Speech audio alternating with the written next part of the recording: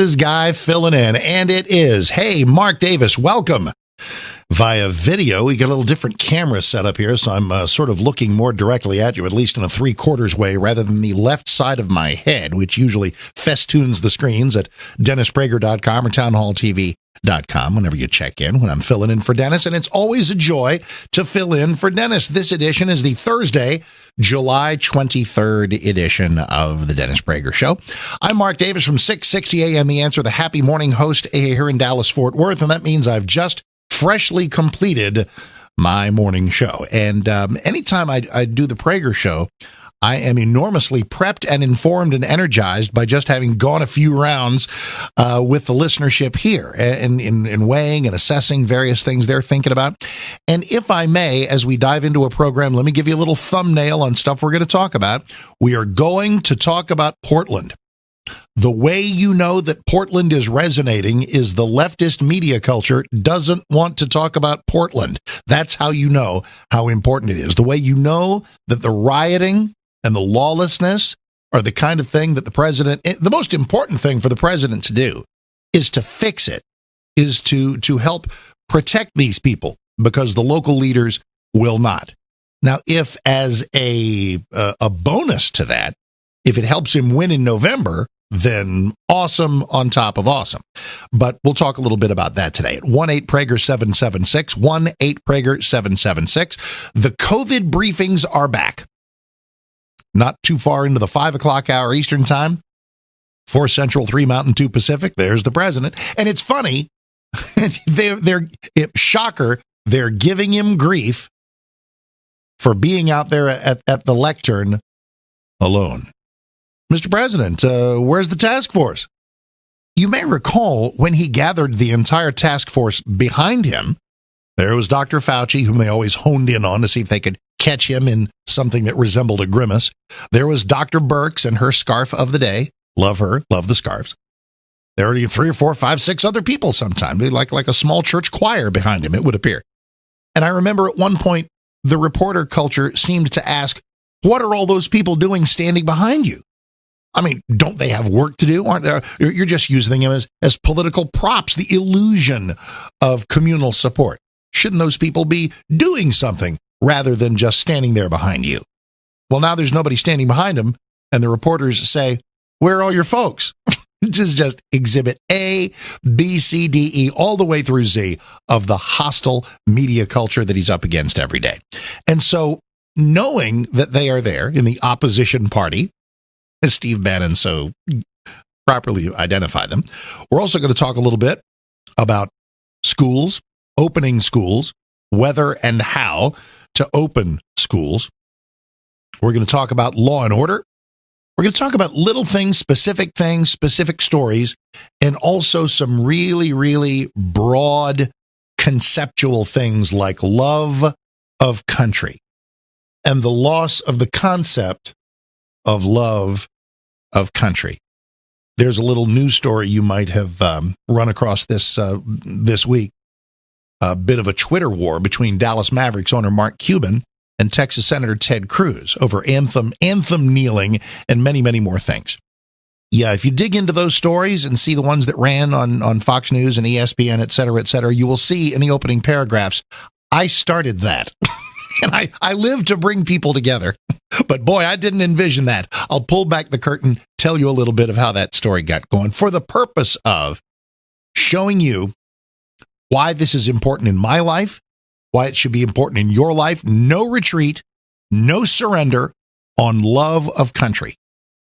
And because when that is lost, this is some of what you get.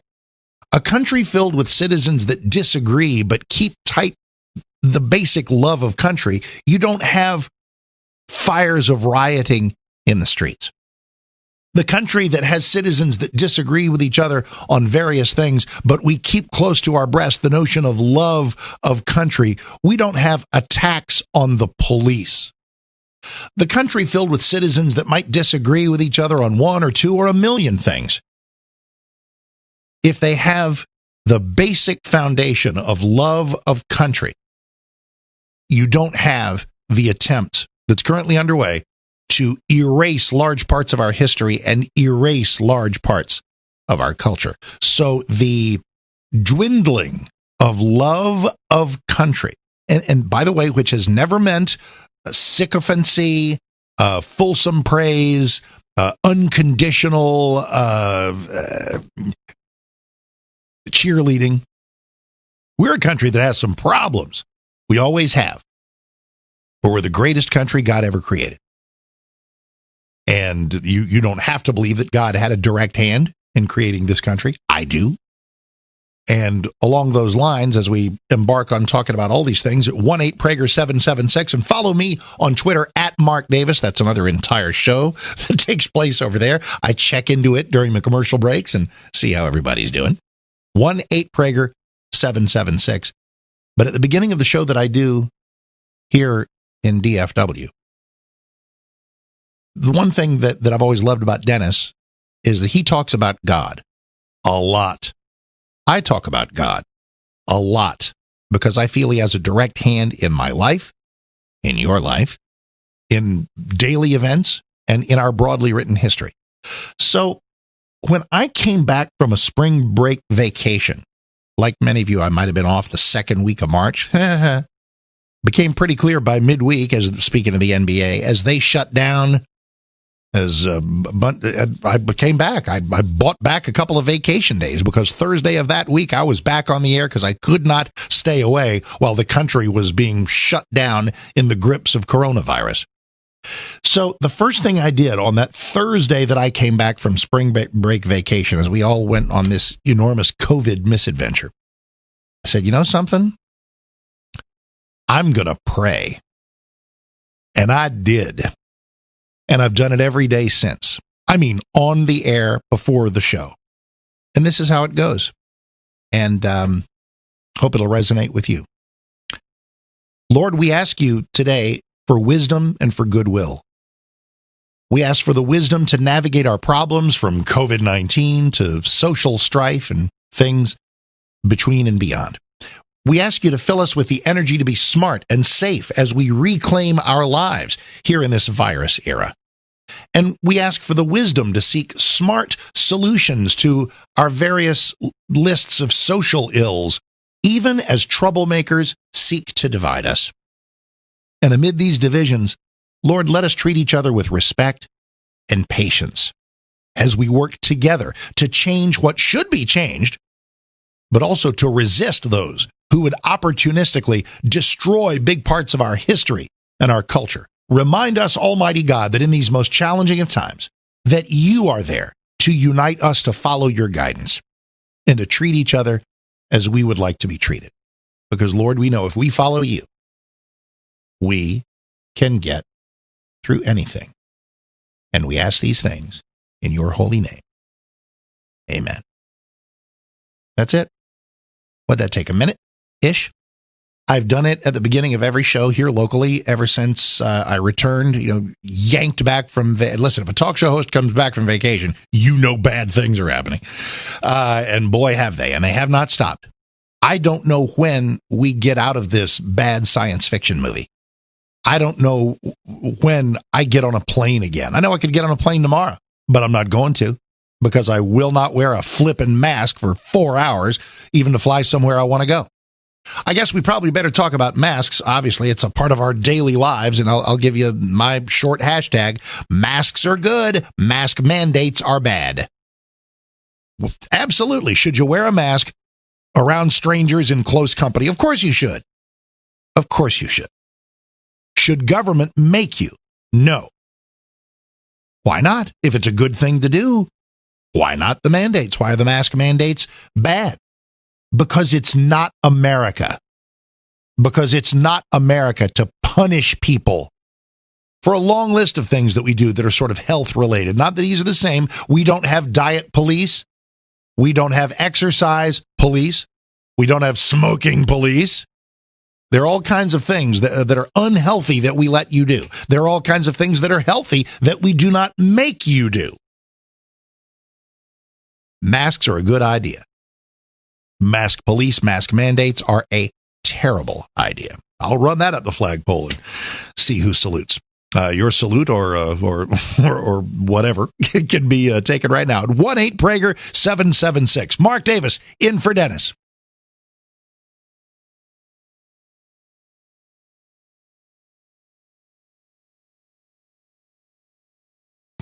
I'm Dennis Prager, and I'm tired of being censored by the liberal tech giants. So I'm taking a different approach and using Squad Pod, a team communication and collaboration app for businesses, sales teams, schools, and churches. It has everything I need: chat, video calls with screen sharing, file storage, etc.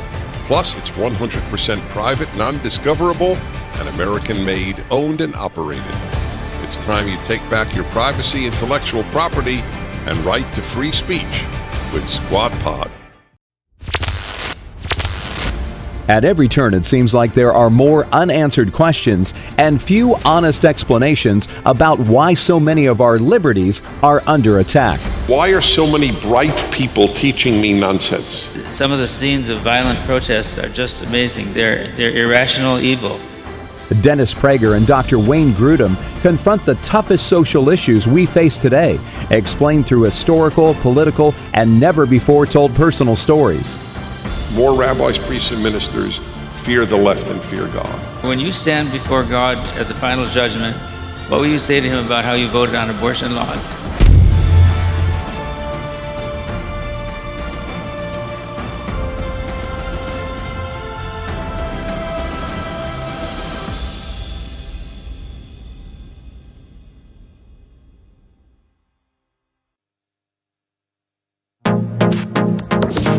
Trending now on The Larry Elder Show.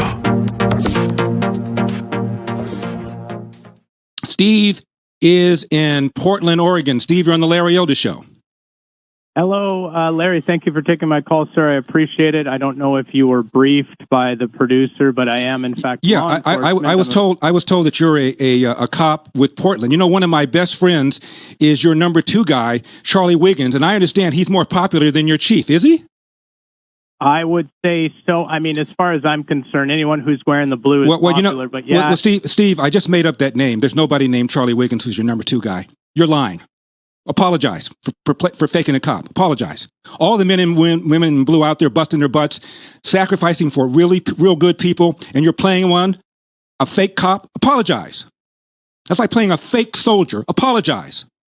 I'm also a soldier. Apologize, punk. I heard him on somebody else's show saying he was a cop in Jacksonville, Florida. Calling my show saying you're a cop in Portland. No, Steve, you're a punk. Oh, he hung up.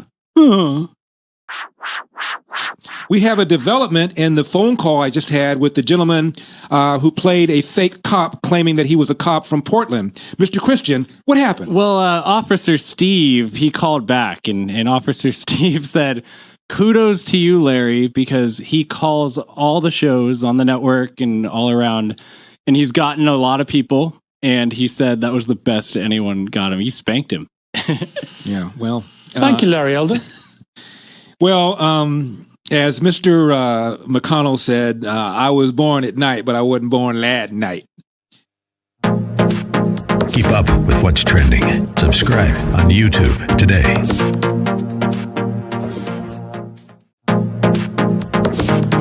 Trending now on America First with Sebastian Gorka.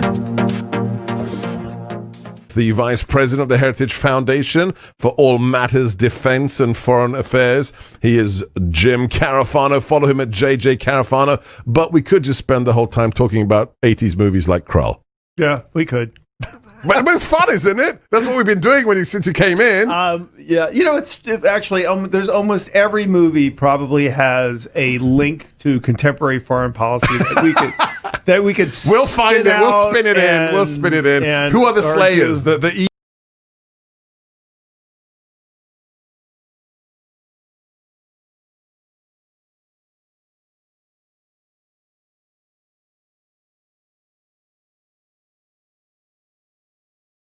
Others. See it at prageru.com, where we teach what isn't taught.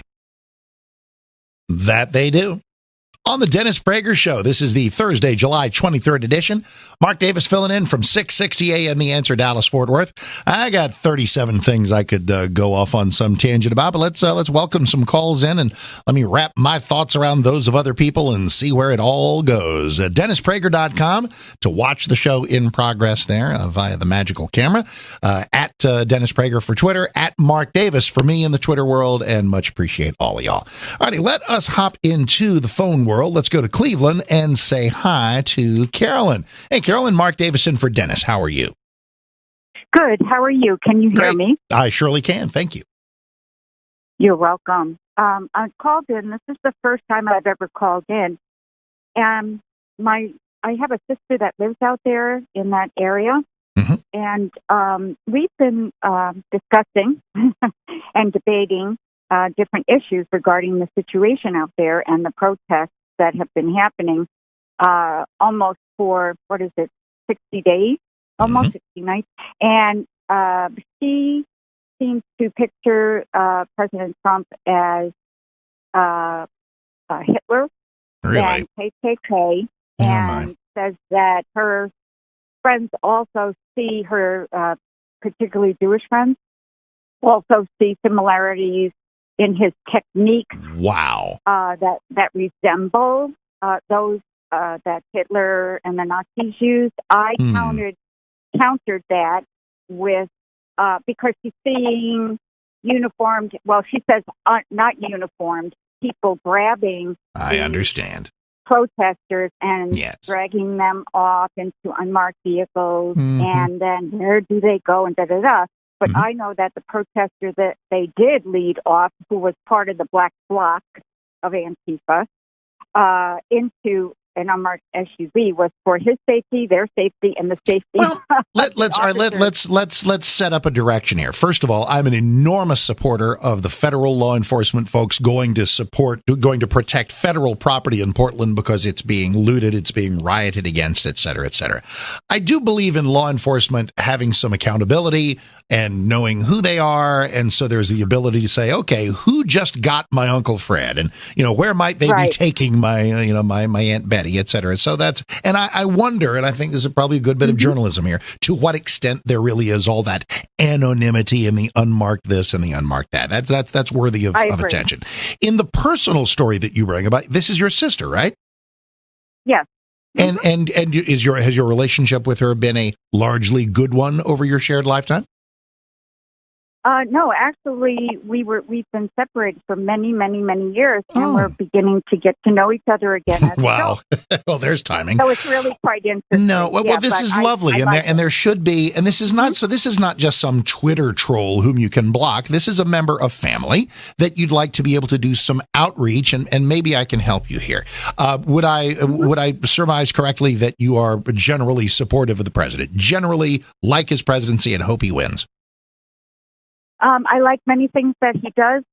Like every other president, I think he has made some mistakes. Some of them could be, maybe serious, some not. But on balance, do you hope he wins? All right. Then the first thing to do, and this is something I would urge for every friend, every family member who is a Trump hater, and your sister is a hater. This is not a disagreement. This is a slander. Say, when you talk about him, you're talking about me. Because what kind of horrible person would support a Nazi for president? What kind of execrable soul would support someone for president who's an actual racist? So try to keep a civil tongue in your head, sis, and let's talk about what he has done that you might disagree with, which, by the way, is maybe thoroughly explicable. To the extent that you know your sister, is she just a fairly liberal woman? My sister used to be, she was a teacher at one point in New York, and then she became a New York City police woman. Wow. And then she left the force, and she also stated in her conversation to me that the NYPD are aware that the president has tried to put pressure on them, and that the Portland PD don't necessarily want the federal intervention. Well, I see something different. Yeah, she was listen. They're teachers of all political stripes. They're cops of all political stripes. But I presume that she would actually find things to admire in the president's general support of law enforcement. So all I would suggest is in having conversation with her, and always be upbeat and open and loving and accepting and all that good stuff that we're all supposed to be. Let's talk about things the president has actually done. Not even using the word Nazi, not stormtroopers, not racist, actual policies that she either doesn't like or likes. If there's a policy she doesn't like, then that's a policy disagreement. If she doesn't like the wall, if she doesn't like lower taxes, if she doesn't like constitutionalists on the Supreme Court, if she doesn't like regulatory reform, great. Then we have issue disagreements, but hopefully you can lovingly escort her to a world where she is not a bitter, hateful human being, because that's hard on her. It's sad, and it's heavy lifting to walk around feeling that way about people. So I wish you enormous luck, and feel free to call me back when I fill in, or call Dennis back and fill him in on how the story went. I know he'll be glad to hear it as well. And I pray for you guys and good family harmony. And listen, you have family disagreements all day. That's fine. It makes Thanksgiving fun. But everybody needs to keep a civil tongue in their head and keep some basic connectivity here. And I wish you well. We always end every conversation. I say, I love you. And she says? And she says, be safe. Yeah, okay. Because I guess it's kind of hard to say, oh, by the way, the president you support is Hitler. Love you too. Well, maybe a journey of 100 miles begins with a few small steps. Take those steps. Be the one to build the bridge. I'm proud of you. I do love you, and I love her too. And I appreciate it very, very much. Let me share a little story about a friendship. I have a lot of friends.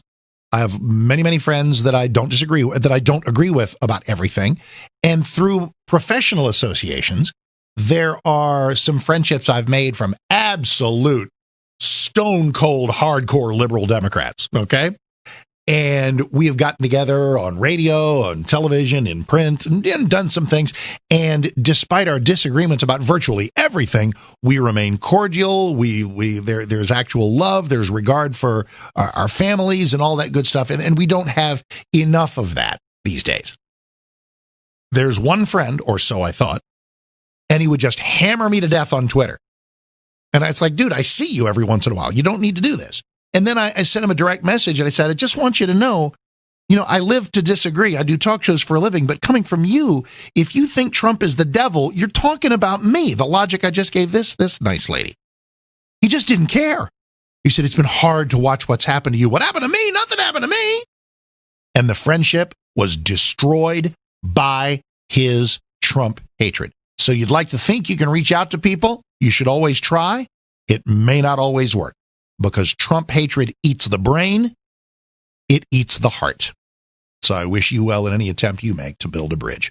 Mark Davison for Dennis Prager. Stick around. The Dennis Prager Show, live from the Relief Factor Pain-Free Studio.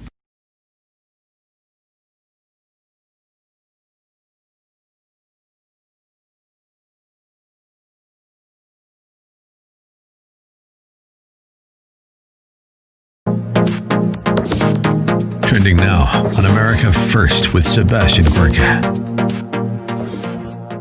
And we are looking at potentially trillions of dollars worth of additional debt if he becomes president. Am I wrong, Trish? No, you're not wrong at all. You're absolutely right. And you could also be looking at AOC as the head of the Department of Energy. Right. Or maybe Secretary of Commerce, take your pick. And you can throw Elizabeth Warren in there at Treasury, I guess, while we're at it. It would be economically very bad for our country to have an administration like that. Now, I say this without any political bias. I say this just through an economic lens right now, just looking at it through the prism of what is best for our markets, what is best for our economy, what is best for our future. Those are policies that will not benefit us, Seb, not in any way, shape, or form. You want to tax the heck out of everybody? Guess what? Nobody's going to want to work. It's actually that simple. It's been done all around the world. You take your pick. USSR, Venezuela, communist Cambodia.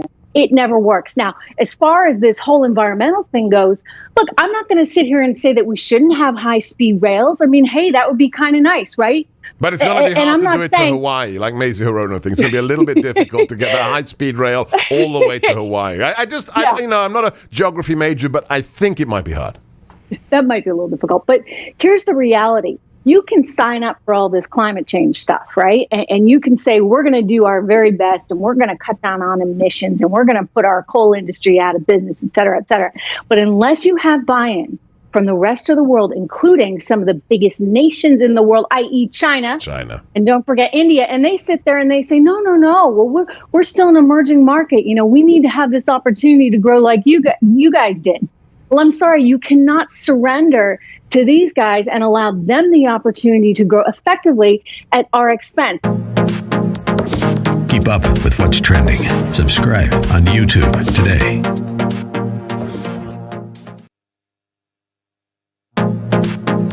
Trending now on the Hugh Hewitt Show.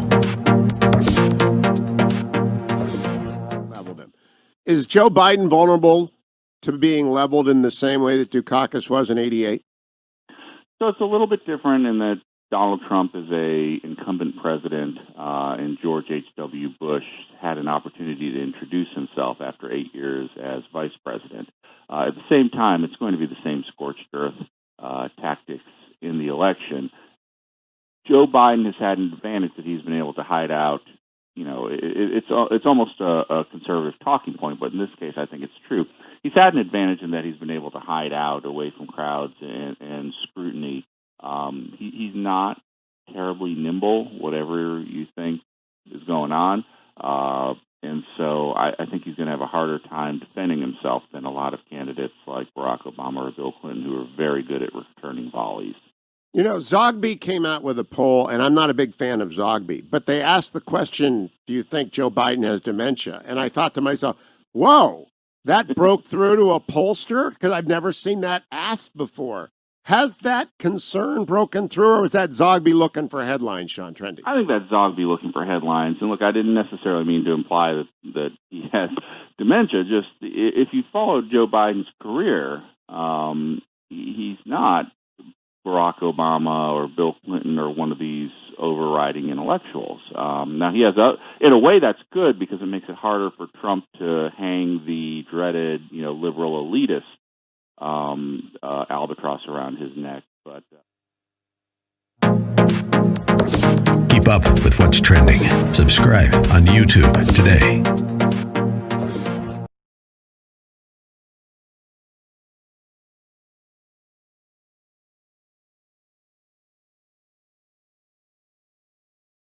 If you want to watch the show, not just listen, go to townhall.com and click on the Town Hall TV button.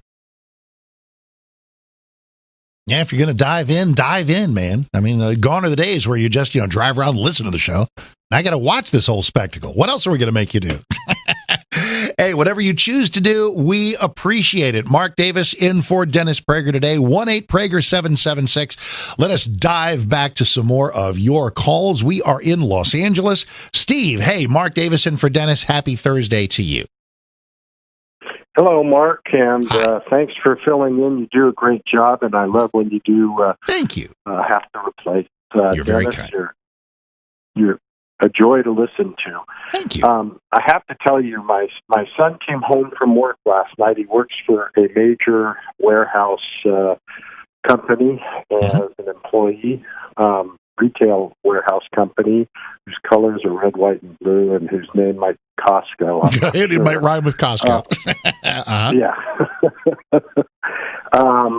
He wore, as is required, he wore a mask to work with an icon of the American flag on it, and was told he had to take it off because it was too political. Okay. Let's begin the flow chart. Here's the flow chart. Because it was too political.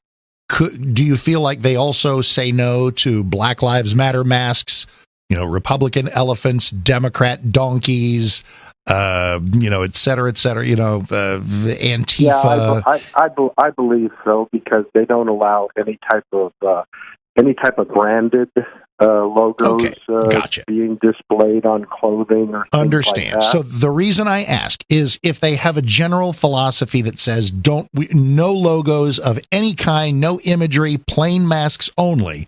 Okay, then at least it looks like they're not necessarily picking on the American flag. However, how sad is it? I mean, if they say no political statements, no pro-life, no pro-choice, no, immigration messages, how sad is it that the American flag is now viewed as a political statement? It starts a political argument when you wear the symbol of our country. How very sad is that? That's another argument against athletes kneeling for the national anthem. You politicize our country. That's it. And That's it. Would the American flag be a political issue if people weren't kneeling for the national anthem? Well, it would some. I mean, your question is great, and we live in a time where it's like patriotism is only conservative. Is that where we are? And Steve, thank you for the story. I mean, and increasingly the answer is yes. If you're in a parking lot and you see a car and there's no Biden sticker on it, there's no Trump sticker on it, okay?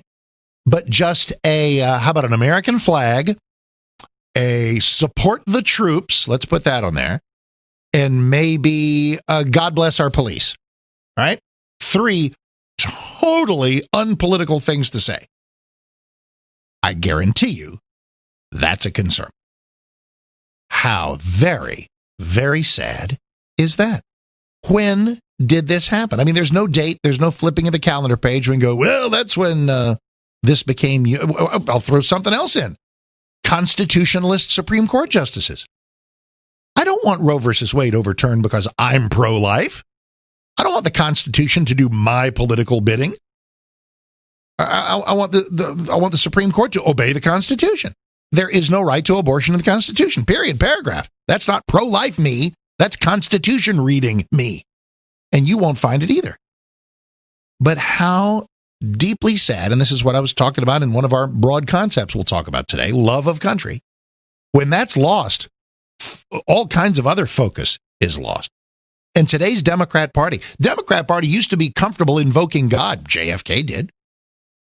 The Democrat Party used to be okay. This is a more recent development. Used to be okay backing law enforcement, supporting the men and women of law enforcement. When they kiss that goodbye, I believe they kiss November 3rd goodbye.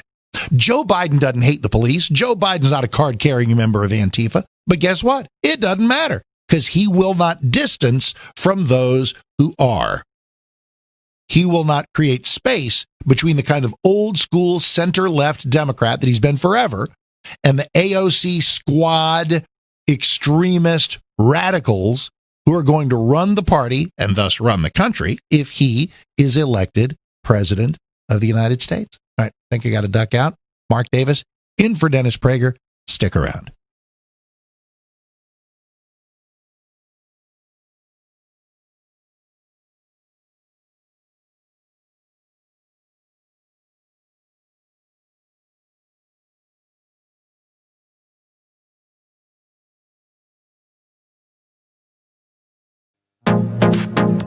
Trending now on the Hugh Hewitt Show.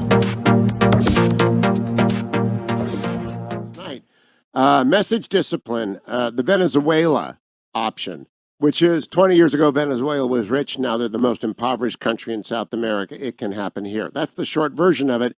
It's a powerful message. It just has to be repeated. Now, I've noticed Trump can sell anything, right? That's what he's done his entire life. He's a developer. And that's a fun message to sell. He can also sell Joe Biden isn't the guy. He's run by Bernie and by AOC. And it doesn't get old, but he usually gets a feedback loop from rallies, Zeke Miller, and you can't have the rallies right now. How much is that handicapping him? I think it's hard to overstate how challenging that is for the president.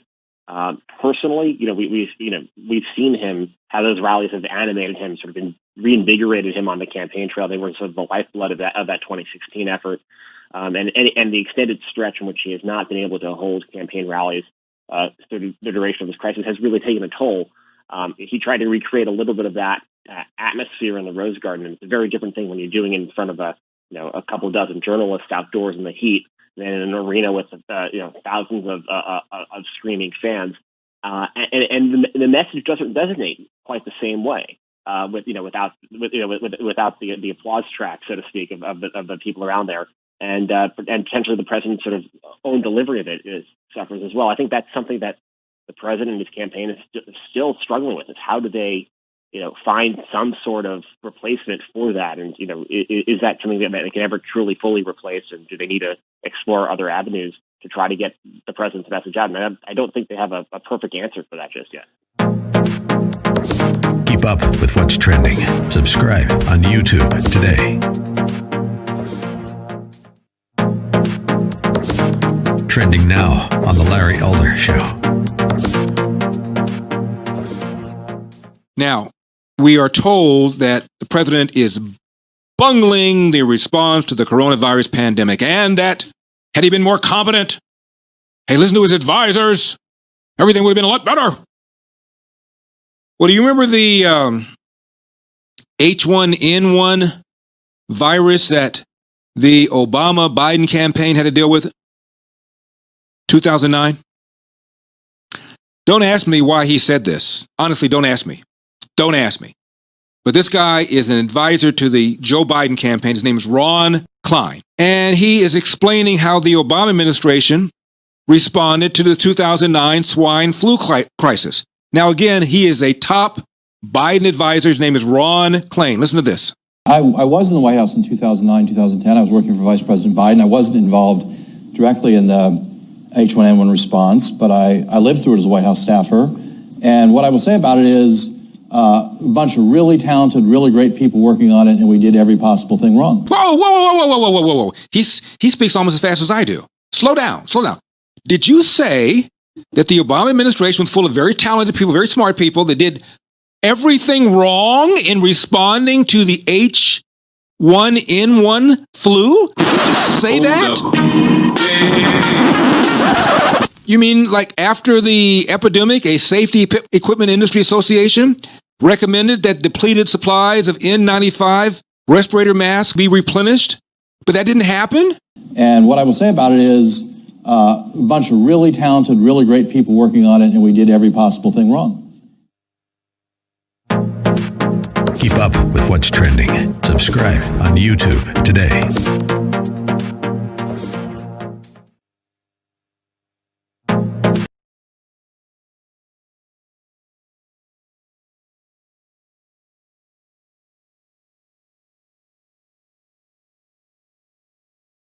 Did you know that you can see visual highlights of my show every day on my YouTube channel? So sign up today, go to youtube.com, type in Dennis Prager channel, and click subscribe. Don't forget to click the bell icon so you'll be notified every time we put up a new clip. It's kind of a Pavlovian response. Hear the bell, salivate, go to the clip. Mark Davis in for Dennis. Look, the coronavirus, this entire pandemic adventure has made financial markets really unpredictable, and it has not been a smooth ride for mortgage rates. I want to send you to some people that can help in these crazy times. Andrew and Todd. 2 Ds, Todd. You'll know that because that's part of the website. They are here to help you manage market volatility and help you get into a better financial situation. A lot of major banks and lenders are pushing back on purchase loans. They're suspending a lot of refi applications, but not Andrew and Todd over at Sierra Pacific Mortgage. They are clocked in and working it remotely, ready to advise you on what's best for your situation. So the decline in rates, as the markets will do, has created a boom in refinancing. So if you're thinking about a refi, a new purchase, a cash out refi, reverse mortgage, they know about all of these things. Rates are volatile, no guarantee they're going to drop any further. So let's get you over to Andrew and Todd, 2 Ds, Todd, andrewandtodd.com today. Let Andrew and Todd help you navigate these challenging waters. Call Andrew and Todd at 888-888-1172. That's 888-888-1172, or go to andrewandtodd.com. Okay, couple of calls on the mystery police. the anonymous cops, the unidentifiable folks who are dragging people away in the night in the streets of Portland. I'm an enormous supporter of the federal law enforcement intervention not just to protect federal property. I also believe that they have a protective duty when local authorities are not getting the job done. I do need accountability, however. I can't have complete blank mystery uniforms, and I don't know to what extent that's really happened. I think that might be a little overblown, but let's see what folks are saying about it, and we are in Indiana. Jeffrey, hey, Mark Davison for Dennis. How are you? How you doing, Mark? Good. All right, so here's the deal. Yesterday I saw a small press conference. I honestly don't know who the gentleman is. He may have been a chief. I'm not sure.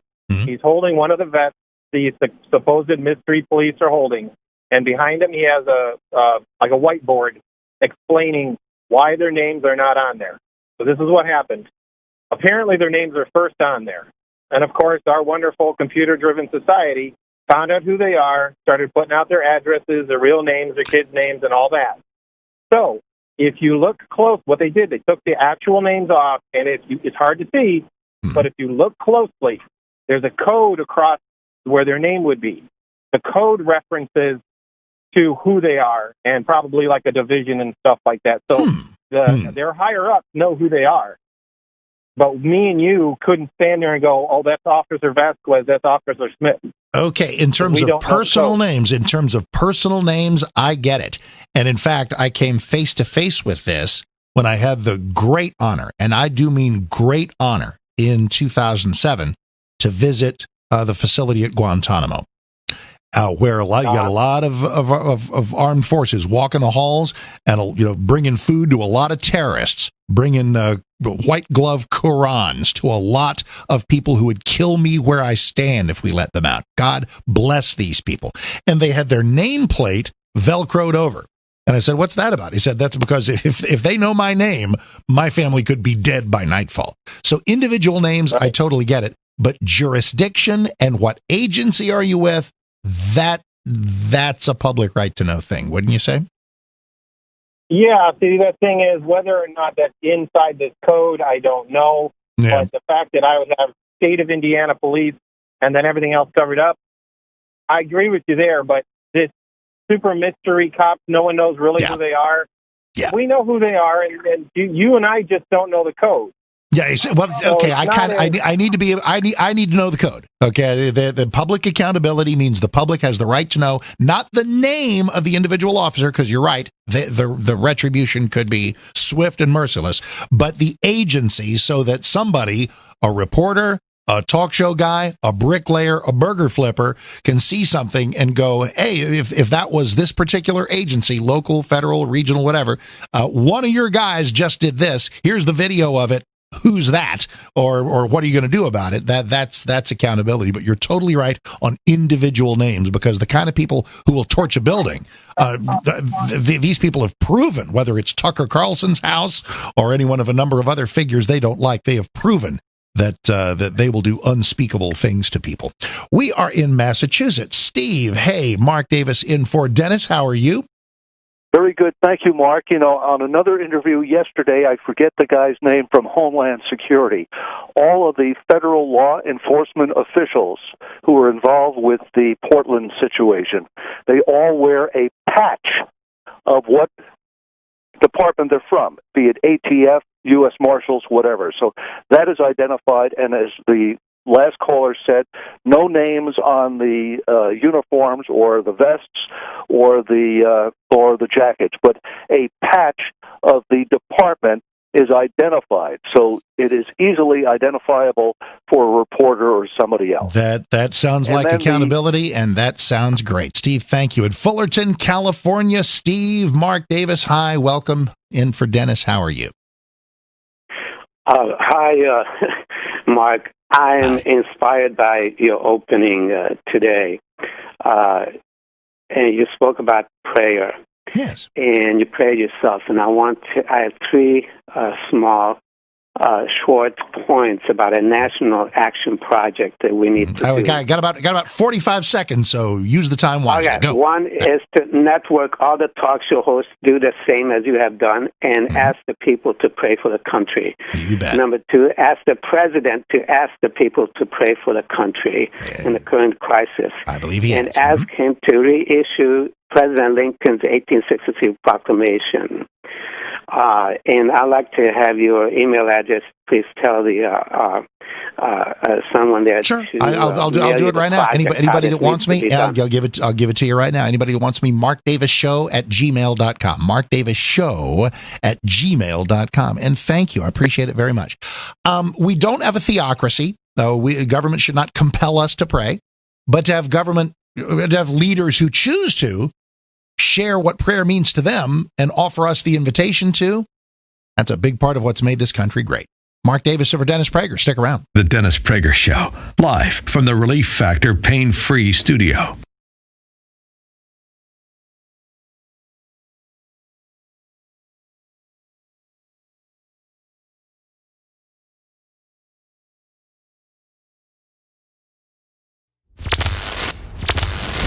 At every turn, it seems like there are more unanswered questions and few honest explanations about why so many of our liberties are under attack. Why are so many bright people teaching me nonsense? Some of the scenes of violent protests are just amazing. They're irrational evil. Dennis Prager and Dr. Wayne Grudem confront the toughest social issues we face today, explained through historical, political, and never-before-told personal stories. More rabbis, priests, and ministers fear the left and fear God. When you stand before God at the final judgment, what will you say to him about how you voted on abortion laws?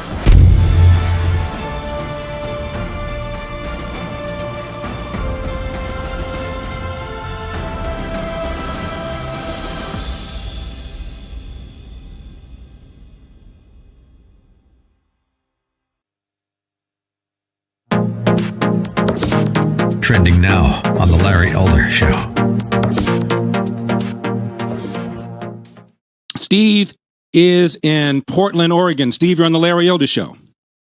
Hello, Larry. Thank you for taking my call, sir. I appreciate it. I don't know if you were briefed by the producer, but I am, in fact. Yeah, I was told that you're a cop with Portland. You know, one of my best friends is your number 2 guy, Charlie Wiggins, and I understand he's more popular than your chief. Is he? I would say so. I mean, as far as I'm concerned, anyone who's wearing the blue is popular. But yeah, well, Steve, I just made up that name. There's nobody named Charlie Wiggins who's your number 2 guy. You're lying. Apologize for faking a cop. Apologize. All the men and women in blue out there busting their butts, sacrificing for real good people, and you're playing a fake cop. Apologize. That's like playing a fake soldier. Apologize. I'm also a soldier. Apologize. Punk. I heard him on somebody else's show saying he was a cop in Jacksonville, Florida. Calling my show saying you're a cop in Portland. No, Steve, you're a punk. Oh, he hung up. We have a development in the phone call I just had with the gentleman who played a fake cop claiming that he was a cop from Portland. Mr. Christian, what happened? Well, Officer Steve, he called back, and Officer Steve said, kudos to you, Larry, because he calls all the shows on the network and all around, and he's gotten a lot of people, and he said that was the best anyone got him. He spanked him. Yeah, well... Thank you, Larry Elder. Well, as Mr. McConnell said, I was born at night, but I wasn't born last night. Keep up with what's trending. Subscribe on YouTube today.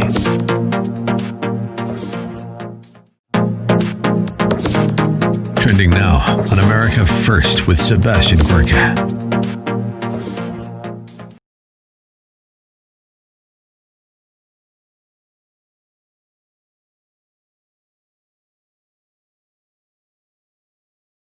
It is the Dennis Prager Show, Thursday edition. Mark Davis in for Dennis. So to close out this hour, let me pull the curtain back on what I open this hour with, and that is the notion of how I kind of inadvertently lit the fire under the Mark Cuban, Ted Cruz Twitter war.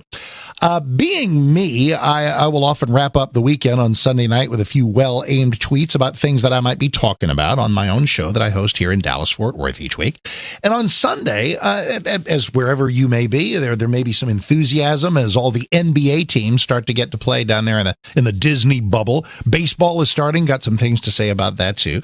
But with regard to the NBA here, we're thrilled to have the Dallas Mavericks, which are a pretty darn exciting team with Luka Doncic and Rick Carlisle at coach and a fascinating owner like Mark Cuban. And I love Cuban. I politically we don't agree on everything, but I don't think he's a hardcore lib. Whatever. Cuban's is he got us an NBA crown in 2011, and you do that, I'm going to give you a lot of latitude. So here's the thing. My tweet on Sunday night was, can't wait for the NBA to get going again. So much promise, so much personality. But I will tell you this. If one Mavericks player kneels for the national anthem, I am out. Ta-da! It's not like something I haven't said 500 times. Said it about the Cowboys, said it about the Texas Rangers, and they better not do it when they start tomorrow. So I don't think it's going to happen in hockey. So this is not unfamiliar territory. Mark Cuban sees my tweet and replies to it. One word. Bye. Bye. Ted Cruz sees that and says, really? This is the owner of the Mavericks essentially, flipping the bird to any fans who feel that the anthem should be respected? Let's see what kind of a good look that is, especially here in the state of Texas. So at this point, I just kind of stepped back and let these guys go at each other, which they did on issues from patriotism to China to Lord knows what else. But for me, the focus was about the anthem. And here's why. This is not a small thing. It's not just a song. Get over it. No.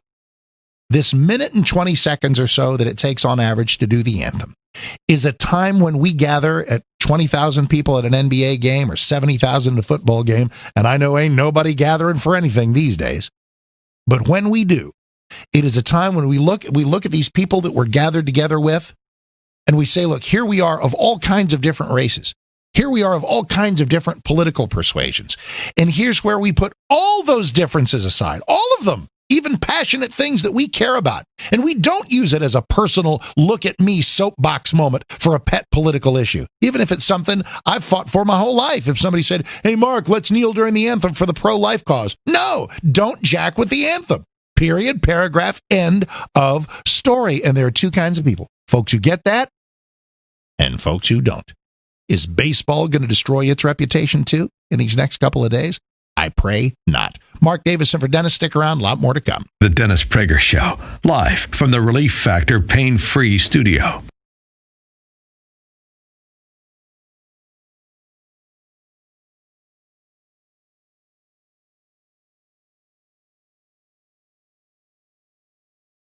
I'm Dennis Prager, and I'm tired of being censored by the liberal tech giants. So I'm taking a different approach and using Squad Pod, a team communication and collaboration app for businesses, sales teams, schools, and churches. It has everything I need: chat, video calls with screen sharing, file storage, etc.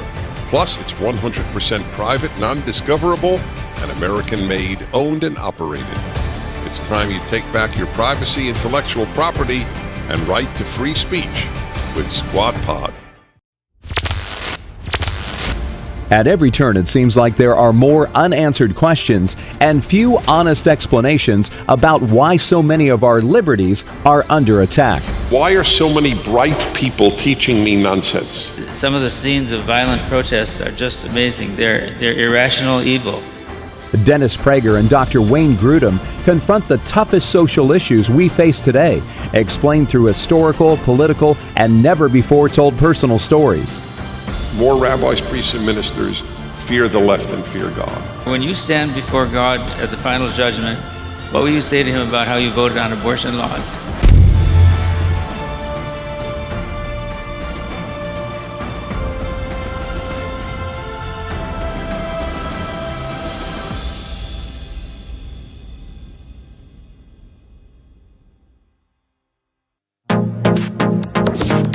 Trending now on The Larry Elder Show.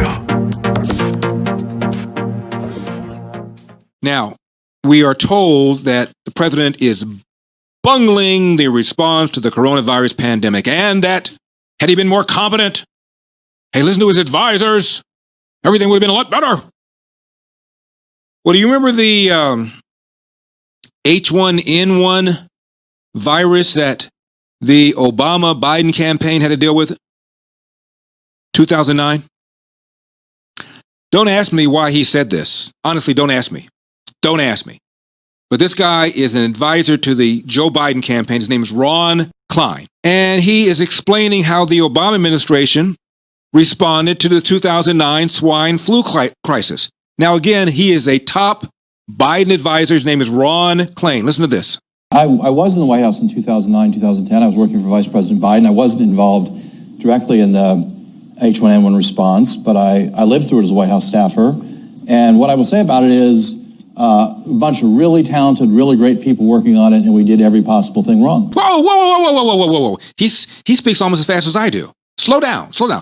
Did you say that the Obama administration was full of very talented people, very smart people that did everything wrong in responding to the H1N1 flu? Did you just say that? You mean like after the epidemic, a Safety Equipment Industry Association recommended that depleted supplies of N95 respirator masks be replenished, but that didn't happen? And what I will say about it is a bunch of really talented, really great people working on it, and we did every possible thing wrong. Keep up with what's trending. Subscribe on YouTube today.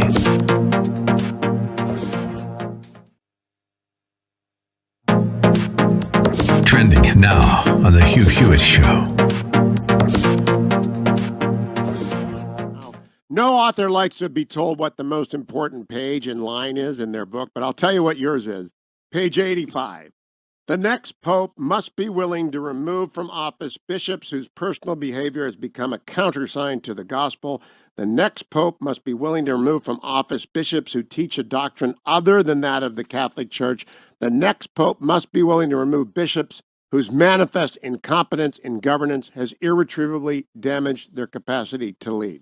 Over the last 200 years, the church has regained the capacity to name its own bishops without interference from governments, with a few exceptions. But if you claim the responsibility to choose your own leadership, then you have to own the responsibility to fix mistakes when mistakes get made. You know, I've been saying this since the abuse scandals of 2002 broke out. There comes a point when a man simply loses the capacity not only to govern, but to teach and sanctify. That's what bishops do. And when that happens, then the man has to be invited to step down, or if he declines to do that, then he has to be removed from office. On the other hand, we've got a lot of very fine bishops in this country, some of them recently appointed, including two former students of mine, I might say. I'm not quite the kiss of death yet. Give it time, George. Keep up with what's trending. Subscribe on YouTube today. Trending now on America First with Sebastian Gorka. Was it hard to get those sound bites from New York? Unfortunately, how long did you have to wait for people to say, the police are disgusting? Every time I asked stop somebody, that was what I was getting from people. I would say that was probably 70% of the people had that perspective about abolish the police. But the second half of that video is the more important part of the video, right? The second half of the video is after I've set up these people saying that they want to get rid of the police primarily because they're so abusive to black people. I then cut to Harlem and ask people in the street in Harlem, and you get the exact inverse reaction. Because in Harlem, what do they say if the police disappears? Well, they say it's going to be insanity. It's going to be, it's going to be crazy. Look, the crime is regressive, right? It's in other words, explain. The people who end up feeling crime the most are people who are poor. in urban areas, not the rich, right? Even in Manhattan, where violence is through the roof, I feel it less, although I see it in my neighborhood. I see it less than somebody does in East Harlem or in the South Bronx. They're the ones who are the recipients of what would happen if the police end up being defunded, abolished, or they leave. And again, as easy as it was for me to find people wanting to abolish the police who were white, it was just as easy, maybe easier, to find people who are black saying, this is crazy. It's going to be insanity here. The Purge. It's going to be the Purge. The Purge. Keep up with what's trending. Subscribe on YouTube today. Trending now on The Larry Elder Show. Maxine Waters, speaking of her,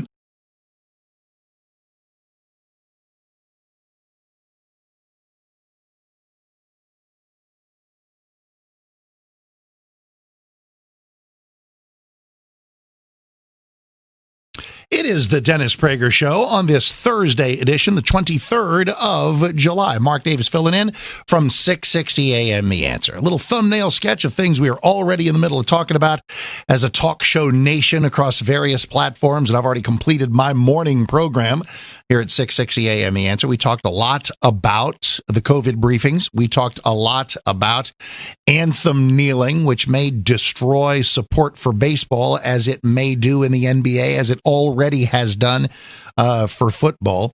The world of sports is about to learn how truly unimportant it is in our lives, for many, or let's just say less important than we think, or than they think. I've been a sports fan my whole life. I love it. Sports is a recreation. It's an escape. It's a pursuit, an interest, and I love it. I always have. But it is as disposable as week old fish in the refrigerator if it attacks my country. I mean, I can't wait to see what the Cowboys put on the field with Dak Prescott, a brand new coach, and all that. If they kneel, I'm out. I can't wait to see if the Mavericks can have another postseason and bring us another NBA crown here in Dallas. I can't wait to see, Luka Doncic, Kristaps Porzingis, just other fun names to say. I can't wait to see the product. But if they take a knee, I am out. And as for baseball, my heart breaks. We have this beautiful, brand new Globe Life field. We have air conditioning for baseball in Texas at long last after frying like bacon with 103 degrees at 7 o'clock for a first pitch. We have a beautiful new indoor retractable roof. It's just great. And not a human being can go as a fan. And we open against the Colorado Rockies tomorrow night. And my heart breaks just because of the way in which the virus has constricted our lives. I understand the no fans policy for right now. Pretty soon I'm going to be looking at putting 10,000 people in there in a capacity of 40,000. Will I be one of them? I might. I don't know, but I'd like the opportunity. But my point being, before we even get to a season, before we even get, it was a former Ranger, Gabe Kapler, who dispatched his duties with great honor around here. When he was here, he's now the manager of the San Francisco Giants, and he and some of his players took a knee before the exhibition game against the A's. I'm out if my team does that. Out. I will not have my country insulted. I will not have the anthem abused. And I'm going to do this one time, and then we're going to get on to various things. Portland. We're going to talk a little bit about the whole 2020 race, stuff Biden has been saying or attempting to say. But maybe as a service to all of you, there's more than 5, but here are the stupidest things anybody can say about Anthem kneeling when they attempt to support it. I'm going to tell you something. If somebody comes to me and says, Mark, I am so passionate about my issue, police reform and race or whatever that issue may be, whatever.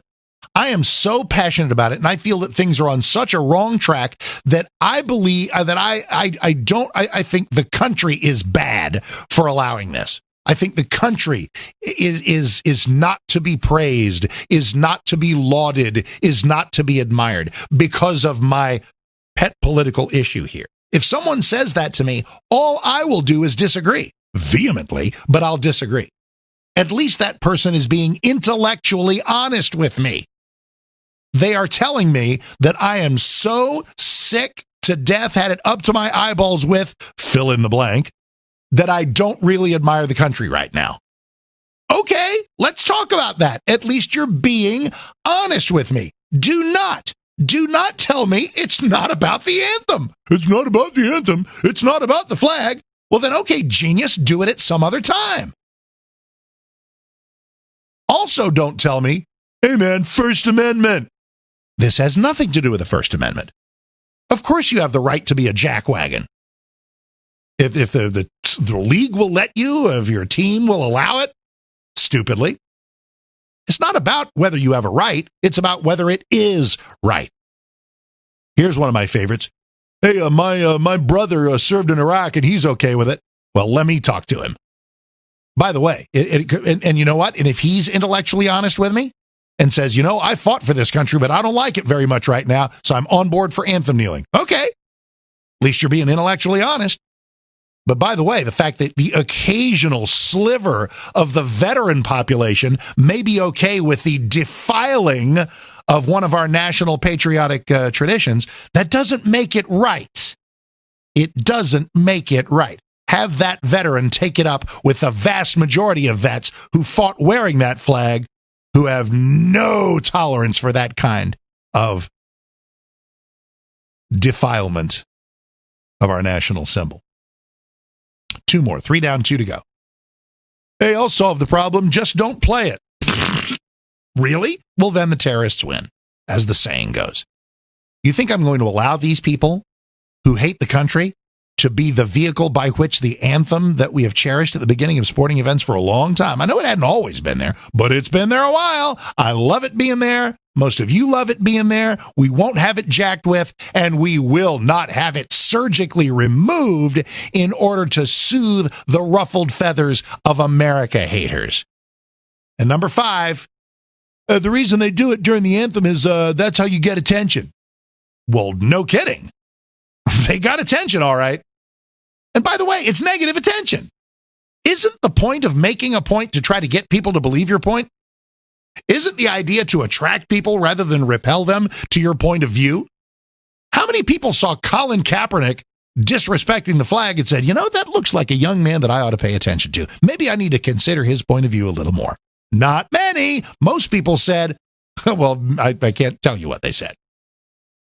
So, and I'll tell you what that is. That is purely a function of today's sick, twisted, viral, click-driven world. That if it gets attention, it must be okay. If it gets you on the news, that is a defense for whatever you do. Well, I can attract attention to your issue by walking naked wearing a sandwich board, through a church service. Doesn't make it a good idea. Hey, but you got some attention, man. It worked. So stop saying it's not about the anthem. Stop saying anything about the First Amendment. That's not the issue. Stop recommending we stop playing it. Stop telling me that the occasional confused veteran supports it. And stop telling me it's okay because this is how you get attention. Stop it, stop it, stop it. Just stop it. Now, if you got the guts to tell me that you're so twisted off about police reform and George Floyd and racial issues and cops and blah, blah, blah, that you just don't think the country is particularly admirable right now, and you don't feel, not only do you not feel like saluting the flag, you feel like distracting those who do, well, we'll have a disagreement, but at least you will be being honest with me. And I always appreciate that. All right, let's see. We're in San Diego. Bob, hey, Mark Davis, in for Dennis. How you doing? Fine, and you? Great, thank you. I have a suggestion. There's an old expression, if you can't beat them, join them. So my idea is to convince the NFL and other franchises to just have a moment of silence before the national anthem. And anybody can kneel to protest whatever they want. Yeah, and then I think that's wonderful. That and get out.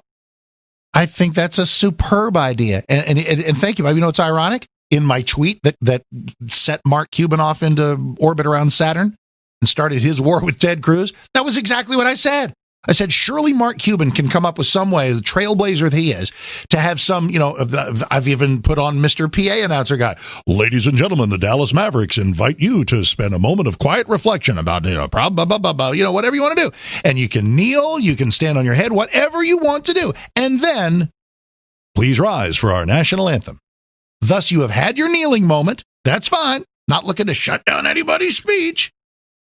But you leave the anthem alone. Ta-da!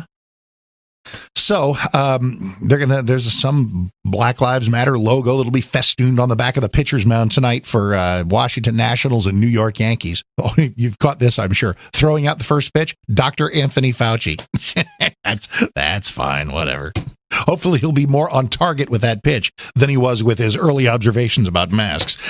And then in the NBA, playing down in that Disney bubble, big old Black Lives Matter stuff festooned on the court. And you know what? Showing my willingness to play ball figuratively and literally, knock yourselves out. That's fine.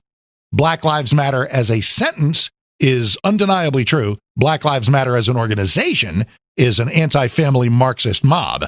I'm going to give them some latitude and some benefit of the doubt on that. Just trying to play ball.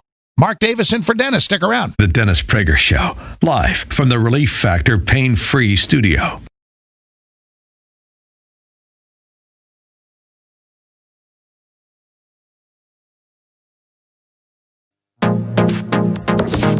Trending now on the Larry Elder Show. Now, we are told that the president is bungling the response to the coronavirus pandemic, and that had he been more competent, hey, listen to his advisors, everything would have been a lot better. Well, do you remember the H1N1 virus that the Obama-Biden campaign had to deal with? 2009? Don't ask me why he said this. Honestly, don't ask me. Don't ask me. But this guy is an advisor to the Joe Biden campaign. His name is Ron Klein. And he is explaining how the Obama administration responded to the 2009 swine flu crisis. Now, again, he is a top Biden advisor. His name is Ron Klein. Listen to this. I was in the White House in 2009, 2010. I was working for Vice President Biden. I wasn't involved directly in the H1N1 response, but I lived through it as a White House staffer. And what I will say about it is, a bunch of really talented, really great people working on it, and we did every possible thing wrong. Whoa. He speaks almost as fast as I do. Slow down. Did you say that the Obama administration was full of very talented people, very smart people that did everything wrong in responding to the H1N1 flu? Did you just say that? You mean like after the epidemic, a Safety Equipment Industry Association recommended that depleted supplies of N95 respirator masks be replenished, but that didn't happen? And what I will say about it is a bunch of really talented, really great people working on it, and we did every possible thing wrong. Keep up with what's trending. Subscribe on YouTube today.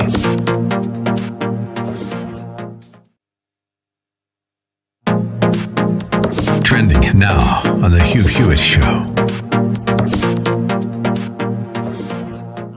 No author likes to be told what the most important page and line is in their book, but I'll tell you what yours is. Page 85.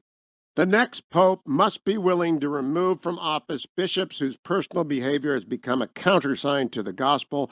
The next pope must be willing to remove from office bishops who teach a doctrine other than that of the Catholic Church. The next pope must be willing to remove bishops whose manifest incompetence in governance has irretrievably damaged their capacity to lead. Over the last 200 years, the church has regained the capacity to name its own bishops without interference from governments, with a few exceptions. But if you claim the responsibility to choose your own leadership, then you have to own the responsibility to fix mistakes when mistakes get made. You know, I've been saying this since the abuse scandals of 2002 broke out. There comes a point when a man simply loses the capacity not only to govern, but to teach and sanctify. That's what bishops do. And when that happens, then the man has to be invited to step down, or if he declines to do that, then he has to be removed from office. On the other hand, we've got a lot of very fine bishops in this country, some of them recently appointed, including 2 former students of mine, I might say. I'm not quite the kiss of death yet. Give it time, George. Keep up with what's trending. Subscribe on YouTube today. Trending now on America First with Sebastian Gorka. Was it hard to get those sound bites from New York? Unfortunately, how long did you have to wait for people to say, the police are disgusting? Oh, I mean, every time I asked stop somebody, that was what I was getting from people. I would say that was probably 70% of the people had that perspective.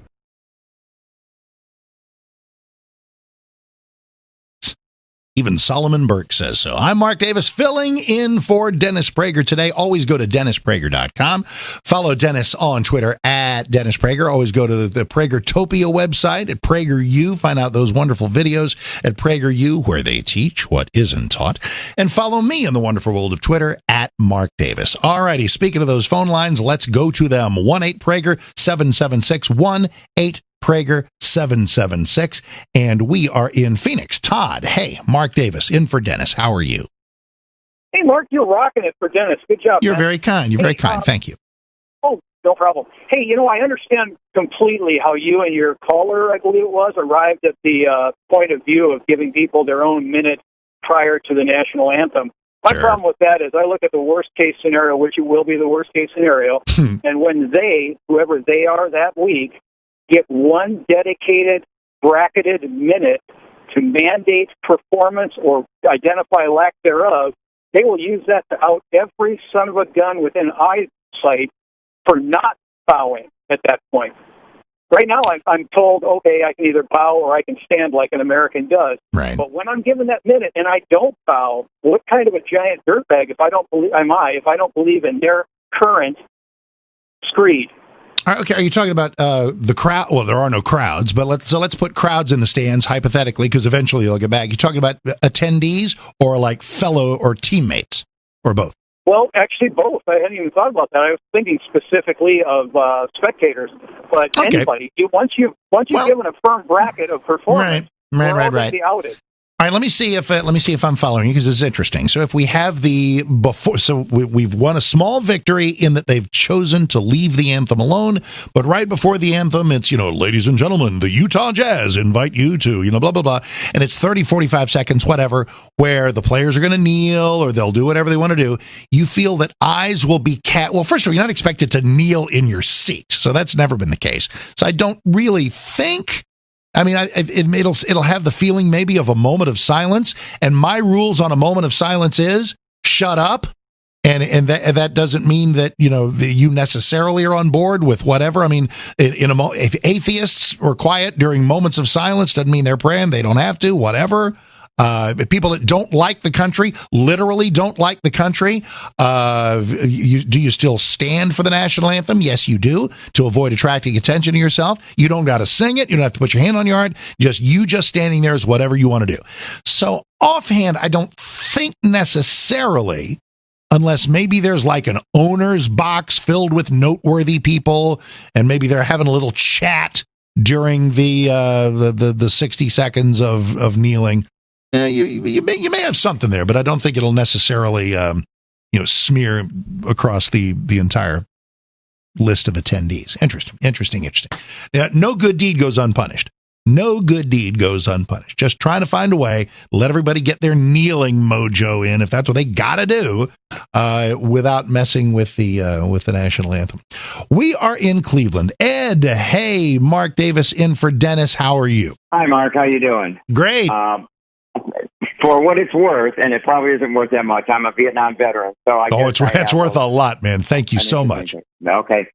But anyway, I just have a couple points. My wife and I are very committed Christian, evangelical Christians, and my wife would love to evangelize during work hours, but she's not allowed. That's right. I mean, she's working. She's at work, and she understands it. You know, the owner doesn't want any of that, and so she doesn't do it. Now, some people will approach her after work, and that's fine. That's great. And she can say what she wants. So that, I mean, the players, you know, the analogy is the players are working on Sunday. They're on the clock. You know, after the game, they can say what they want. Before the game, they can say what they want. Yes. So, okay. And my other point is, if they like taking a knee, let them do it at court. When the judge walks in and they say, all rise, let them take a knee. Let's see how that works. Ed, thank you for your call and for your service. Thank you. And he just gave me a sixth thing to add. We're now at 6 dumb things people can say about anthem kneeling. First of all, when they tell you it's not about the anthem, they're lying. Of course it is. When they tell you, when they plead First Amendment, it's not a First Amendment issue. It's not about whether you have a right. It's whether it is right. When they recommend just don't play it, no, because then the anthem haters win. When they tell you that veterans support it, well, veterans can be misguided too. The couple of veterans you can be found who don't like the country very much. The fifth one is it's okay because this is how you get attention. Don't even get me started on that. And here's one of my favorites. You know who gave me this one? It's funny. I found myself in the company of all kinds of semi-famous people earlier in the week. That would be Montel Williams. And God bless Montel. I wish him good health. I think he had or still has an MS struggle or something like that. I wish him nothing but good things. I rather enjoyed his show. Montel gets all over me and says, hey, kneeling is a show of respect. We kneel to God. If it's good enough for God, it should be good enough for the flag. And dude, Montel, please. I'm going to give you credit somehow for knowing the difference between communal, worshipful kneeling in reverence to God. I think he also said you kneel when you're, proposing to your wife. I'm going to give you also latitude to know the difference between the loving gesture of kneeling to propose to her. These are loving gestures. How much you love your fiance to ask her to marry you. How much you love God in kneeling in church. You think Colin Kaepernick was revealing a love of the country? No. This was the message of kneeling is, you ready? The message of kneeling is, just write this down, whatever you got to do. The message of kneeling is, I am so inflamed by this issue of mine that I don't care about insulting the country to show you how energized I am about it. That's it. That's it. Don't let anyone tell you different. Don't let anyone tell you differently. And that's a purely objectively, and I say that without judgment. That's just that is the message of kneeling. The message of kneeling is, I care so much about this, whatever it may be, that I'm going to distract from your moment of loving the country. No. This is about me right now. This is about my issue right now. You go about loving the country. I am going to do this. And that is unbelievably obnoxious. It's narcissistic. It's 100 different things. Now, and this is not to have anything to say about, because, and doggone it, this may be the most ironic thing of all. I'm totally on board for police reform. There are clearly some issues of policing we got to work on. I'll work on in our country. Clearly. More accountability, better training, more de-escalation. I'm all about that. And I believe so is the majority of America. Why are we even at each other's throats about this? And why in the world are there people willing to insult the very nation that allows them the freedom to talk about these problems and fix them? Why does that country deserve the scorn of those who seek to attract attention to their issue and themselves by disrespecting this great nation? It's a head scratcher. Mark Davis in for Dennis Prager. Follow me on Twitter at Mark Davis, and we'll be right back with more of your calls. The Dennis Prager Show, live from the Relief Factor Pain-Free Studio.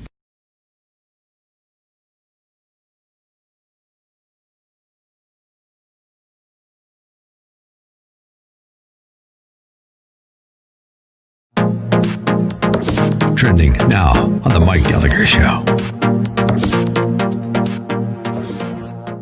And there's Pelosi calling this the Trump virus. And I'm back to my original point about overreaching, but I've just got to pick your brain. I've got to see if you can explain to me the wisdom of the Speaker of the House going there. The Trump, Richard, the Trump virus? Are you kidding? No, I just wanted to say that I live in Southern Illinois, the bastion of Democrat evil.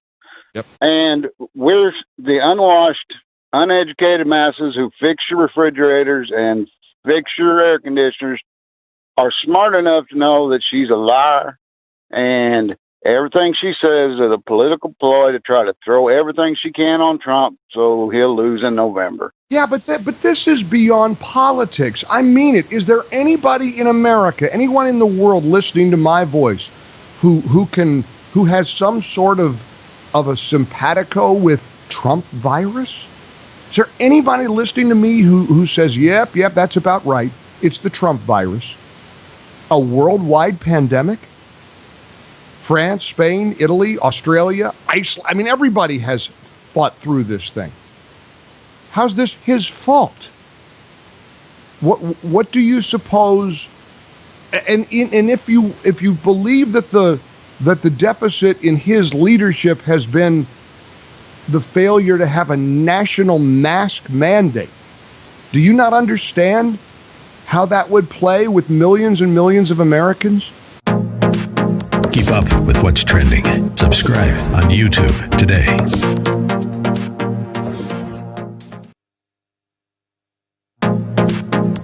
Trending now on The Hugh Hewitt Show. Yesterday, Michael Oren, the longtime ambassador of Israel to the United States, said on this show that the $400 billion deal that the Chinese Communist Party entered into with the mullahs of Iran is a game changer that nobody noticed in the Middle East. It just gave a lifeline to the mullahs who were struggling, and it really declares that the CCP is on the side of the Shia theocrats. I don't think that they're on the side of Shia bureaucrats. I think they're on the side of whatever gives them a short-term gain and a short-term advantage. I don't think they have, the U.S. won't go into deals, or U.S. won't deal with countries in a lot of instances economically that don't meet certain standards and certain principles. With China, there are no standards and there are no principles. I'll deal with anybody who's going to give me a leg up. Well, I think I think the Middle Kingdom's view is we are the Middle Kingdom, and everybody else is 1 degree removed from us, and we don't care what Iran does or what their ambitions are. Exactly. That's why I don't think they're on their side. I think they're on their own side. They're definitely not on our side. Yeah, and the enemy of our enemy is our enemy. Exactly. Definitely not on the U.S. side. I mean, there isn't one area of foreign policy that the U.S. and China don't touch one another, and I think we need to find a modus operandi for working with China. Keep up with what's trending. Subscribe on YouTube today. Trending now on America First with Sebastian Gorka. You are a fearless warrior on social media. Talk to us about your response to what Tucker Carlson is going through right now. I think if anyone gets doxxed, then the media gets doxxed too. That's if we're opening this war, let's go. I just think we're at that point. It's just so ridiculous, so awful, so absurd to dox someone and so dangerous that, okay, you next. What you do unto others is what will be done to you. Something like that. On Town Hall TV, as well as our website. If you want to watch the show, not just listen, go to townhall.com and click on the Town Hall TV button. It is the Thursday, July 23rd, Dennis Prager Show. Mark Davis in for Dennis from 6:60 a.m. The Answer here in Dallas, Fort Worth, talking about various things in the news, various things you folks care about, things I care about that you're reacting to. You're looking to bring stuff up to me as we take a look at, Portland and other flaming cities, as we take a look at the status of the race here. About 103 days to Election Day. In a way, I want more time, and yet in a way, I'd like the election to be tomorrow. I don't quite know which. I guess guess what? Let's play the field the way that it's striped. And speaking of which, we have a lot of sports issues. And it's funny because they're not really sports issues. They are issues of love of country, issues of basic decency, et cetera, et cetera, et cetera. As baseball does get ready to go, though, I will give you one thing that's kind of a television issue in watching these games. The piped-in crowd noise is ridiculous. And I think our friends at Fox, on games that they broadcast, they're going to have like artificially generated, computer-generated fans in the stands. Look, can we just embrace the strangeness?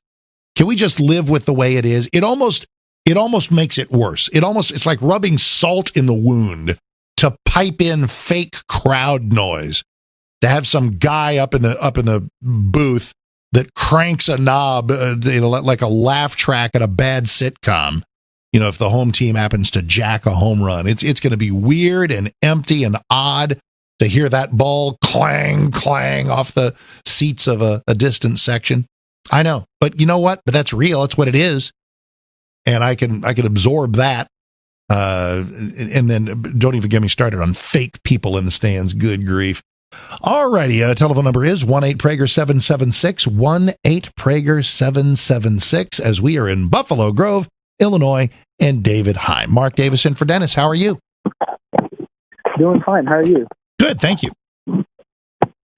So, listen, I want to say 2016, 2017, whenever Kaepernick first took a knee, I was watching Bomani Jones on ESPN, and Bomani Jones came out and slightly said that taking a knee is ticking off white people, and we need to keep it up. White people? Yes. I can't find the clip on Google. I'm not making this up. I've been trying to find the clip of him of exactly what he said. But I'll stipulate. Let's stipulate the story as told. But here's what's horribly wrong with it. It ain't about white people. It ain't about race at all. There are plenty of white people who love anthem kneeling. Trust me, I hear from them. There are plenty of black people who hate it. They're called black conservatives, black patriots. None of this has anything to do with race. As with so many other issues, it's not really about race at all. It's about politics. White liberals love Colin Kaepernick. Alan West and Larry Elder do not. So it ain't about race. It's about politics. We are in Oxford, Georgia. Bill, hey, Mark Davis in for Dennis. How are you? Hey, how you doing? Good. Mark, could you hear me? I sure can. Good. I'll be quick. I appreciate getting through. Big fan of Dennis Prager, and I think you're doing a great job as well. Thank you. Plenty Appreciate of times. He thanks All you, right. and I thank you. Two things real quick. One is if Mark Cuban decides to have a moment of silence and all that stuff, I think it would be great. The great fans of Dallas and Texas would get up and just start belting out the national anthem, and then at the very end say, "Screw you, Cuban." Well, well, I don't know about that.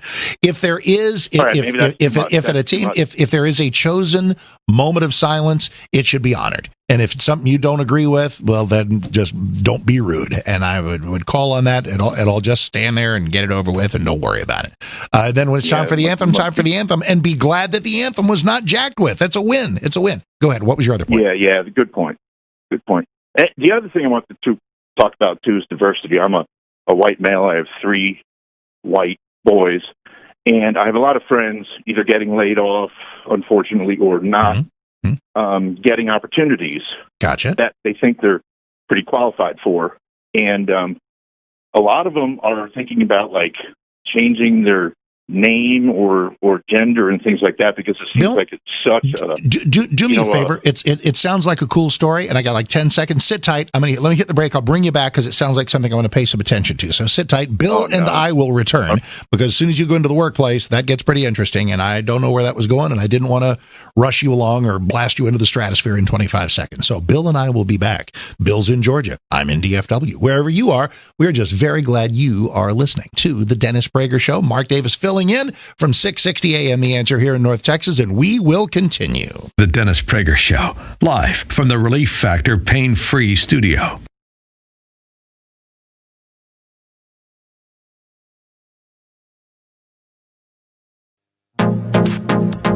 Trending now on The Hugh Hewitt Show.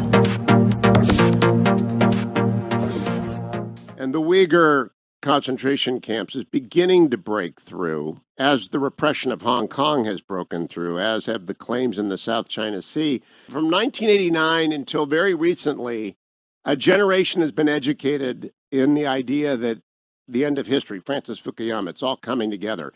It's not all coming together. It's coming head to head between the CCP and the U.S., with Russia and Iran as kind of, agents of influence of the CCP, but it really is West versus East now. It is West versus East, and you see China, whereas before it would kind of, do its foreign policy that often was, against U.S. foreign policy in a very quiet, covert way. Now you see China being much more bold, and you even see diplomats. We've talked a lot about these diplomatic warriors that are going off and really speaking against the United States. And you've seen this, I wouldn't even call it a Cold War. I'd call it a kind of open war of rhetoric when you saw China blaming, after President Trump really started hitting China for its actions on the coronavirus, started saying that the U.S. brought the virus to China. And it's not just the U.S. China is really hitting back against anybody that criticizes them. Diplomats Chinese diplomats around the world have taken a much more aggressive stance to countries that criticize them. Yeah. Keep up with what's trending. Subscribe on YouTube today. Trending now on the Eric Metaxas Show. Folks, I'm talking to my friend Larry Elder, who has a nationally syndicated radio program, but big deal. Who doesn't have one of those, right? Larry, honestly, I got to say, your film Uncle Tom, spectacular as it is part of something larger that is happening in this country. It seems to me that a lot of blacks in America are finally waking up, thanks to you and others, and they're looking around and they're saying, I have been sold a bill of goods. For example, even I didn't really know the history that the Republican Party was formed to end slavery, and that the Democrats were the proponents, not just of slavery, but of keeping blacks down, of the KKK. The Republican Party's whole reason for existence was to stop the spread of slavery and ultimately to end it. And you're quite right. Democrats founded the KKK. I said that once on Fox News. I got fact-checked. And the fact checker said, Larry Elder said the Democratic Party founded the KKK, when in fact, understanding American history is more important than ever. In this week's PragerU video, Ben Shapiro explains how the English thinker John Locke made a profound impression on the Founding Fathers. See it at PragerU.com, where we teach what isn't taught. It's the Dennis Prager Show for this Thursday. Mark Davis in for Dennis. Glad to be here. As we take a look at how the entire sporting world may or may not respect the flag as they crank up their various seasons. And I did say earlier this hour that at least that this doesn't seem to be poisoning the world of hockey. We do have a hockey story. Dennis, big hockey fan, right? LA Kings, all that. Love our Dallas Stars here. There's an expansion team, right? In Seattle, speaking of the crazy Pacific Northwest. The Seattle NHL team has announced its name. I know, insert your own joke here. Anybody watch Clash of the Titans circa 2010? Release the Kraken. The Kraken is a fictitious, massive cephalopod sea creature, ostensibly off the coast of Norway or something. So get ready for the LA Kings, the Dallas Stars, the whatever NHL franchise happens to be near you, to make those road trips to Seattle to play the Kraken. Now, is that... I mean, I guess that's okay. I mean, it's in a way, it's kind of cool. Big Nordic sea creature. I mean, I'm okay. But is it singular? Is it plural? Yeah, the Kraken is a name born of the fans. Okay. Go Kraken. Oh, man. 1-8-Prager-776. Dennis Prager Show. Mark Davis with you here, filling in. Glad to be here. Bill was with us in Oxford, Georgia, and he had literally just started a story about, I want to say it was your sons who had started, what was the story? You had sons that were just starting a place of work. Feel free to start at the beginning. Is that, you're talking, yes. you're talking to me? Bill. No, yes, go ahead. All right. Sorry about that. I'll be quick. All right, so I happen to be a white male, not a, racist bone in my body. I have 3 white sons. And I have a lot of friends right now that are struggling to either find work or getting laid off and things like that. One of the things, it seems to be certainly a backlash. It seems, white males are, and believe me, nobody wants to hear this, and I'm even afraid to talk to you about this, because it could come off as insensitive and things like that, but I've so many of my qualified friends that are asking me for advice because I've been in the industry before. Do I change my name? Do I change my name? Gender to not get discriminated against and things like that? I mean, again, this is a scary damn thing to talk about. Do me a favor, in the interest of time, give me is there a specific thing? Is there something that has happened that has sparked this concern, a sort of a wokeness alert of how this is somehow a disadvantage right now? I think 2 things. One is the company that I work for has, particular trainings pretty much in the wake of recent incidents and things like that. And, the term that is used a lot is the conversation, the conversation. It ain't no conversation. It's indoctrination. But a quick thing. If I'm understanding, so the company that you work, in light of all this angst in the wind right now, have they started massive diversity training? I wouldn't say massive, but certainly. Well then, who does it? Who gets it, and who doesn't? Everybody gets it for sure. Well, then that's massive. Yeah. That's right. So across the board, it's simply expected of you in the post George Floyd death era. It is simply expected of you that you need diversity training. For sure. And that is a grotesque insult. That is a grotesque insult. Have they singled out the white people? Have they singled out the white people? It is not a conversation. Under no circumstances is it a conversation. They talk, you listen. No. Yeah, so it's for the whole company, not just for the white guys. Well, no, understand, but it's just not. But just understand, It is not a conversation. So this is interesting. So Black, Hispanic, and Asian employees have to sit in for the diversity training. For sure. Okay. Well, you know what? Okay. That's probably better than just singling out the white guys, which would seem kind of racist. Okay. What's your thought? So what's your thought about that? For recording your message. No, I don't know what that is. Okay, got to go. All right, a word about diversity training. The kind of thing this gentleman just described is unbelievably insulting.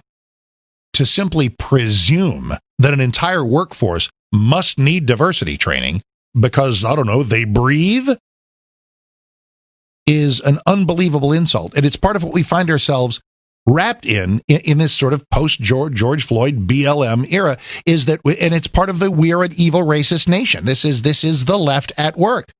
One of Dennis's favorite lines is the left destroys everything it touches. It destroys workplace goodwill in this way. To simply assume, well, time to go into the massive, everybody got to sit down for the diversity training because clearly everybody's a racist. Clearly everybody needs enlightenment. Clearly no one deserves benefit of the doubt. Excuse me, I don't have a racist bone in my body. I've never spoken ill of or disparaged anybody of any other race ever in my life. Shut up. Your diversity training starts tomorrow at 3. That's no way to treat people. Now, let's ramp it up a little bit. What if you got somebody in the workplace who really doesn't like black people? What if you've got somebody who doesn't really like white people? What if you have an actual, what seems to be somebody giving off the signal of being an actual racist in the workplace? Then is diversity training a good idea? I'll be honest with you, I don't know. because that stuff is so I don't think that they take it well. If you got an actual racist, they're going to be thrilled with diversity training. That's going to work. They're going to come out of there with exactly the right kind of enlightenment. You know what I would do? I think the way you deal with actual racism, which is an actual societal poison, an actual psychological problem, it's a terrible thing. That's a terrible thing to have in your heart. I would deliver the quick lesson. If I'm the CEO of a company and I've had actual de facto evidence there's a racist in our midst, bring that person to me. Wilbur? I'm sorry. There's a presumption. Let me have John Wilbur. Sorry. John has come to my attention that you have said this, done this, whatever. That is stone cold racist. We don't tolerate that around here. Stop it right now, or you will be gone. You copy that? At which point he'll either argue and be fired, or say, okay, wow, lesson learned. That's the way you do it. And if there's a repeat offense, bye. Gone. See ya. Isn't that much better than the kabuki theater of diversity training? I don't know. You tell me. You tell me. Alrighty, let me tell you. Follow me on Twitter at Mark Davis. Follow Dennis Prager at Dennis Prager. Always go to PragerU.com for the PragerU videos. Catch us on video here on the screen there at DennisPrager.com and TownHallTV.com. Much appreciate you. Mark Davis for Dennis. Be right back. The Dennis Prager Show, live from the Relief Factor Pain-Free Studio.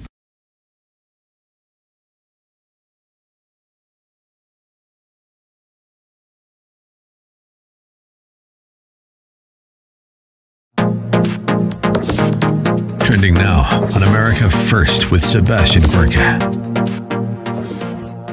You are a fearless warrior on social media. Talk to us about your response to what Tucker Carlson is going through right now.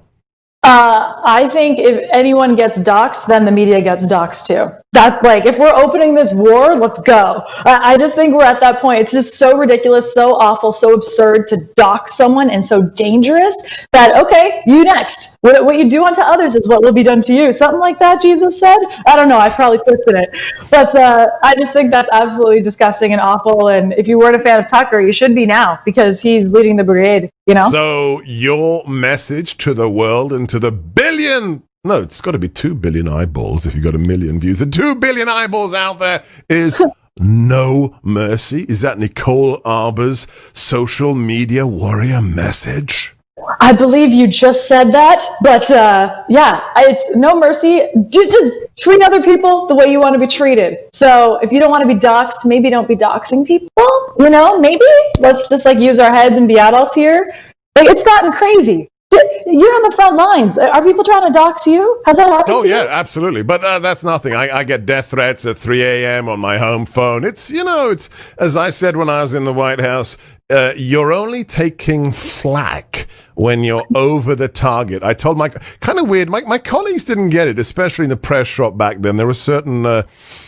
what's the word? I won't use it. Certain individuals who worked in the White House press office who wanted love and approval from places like CNN and the Washington Post and the New York Times. People who... That's adorable. Keep up with what's trending. Subscribe on YouTube today. I'm Dennis Prager, and I'm tired of being censored by the liberal tech giants. So I'm taking a different approach and using Squad Pod, a team communication and collaboration app for businesses, sales teams, schools, and churches. It has everything I need: chat, video calls with screen sharing, file storage, etc. Plus, it's 100% private, non-discoverable, and American-made, owned and operated. It's time you take back your privacy, intellectual property, and right to free speech with Squad Pod. Trending now on the Mike Gallagher Show. Tell us a little bit about the backstory between the mayor and the relationship between the police and the mayor's office and how things are going in Chicago with regards to public safety. Well, before she was elected mayor, she was a police reform, in quotation marks, advocate who promulgated the same line of argumentation that you got from the Obama White House, that police departments, including Chicago, were systemically racist, despite the fact that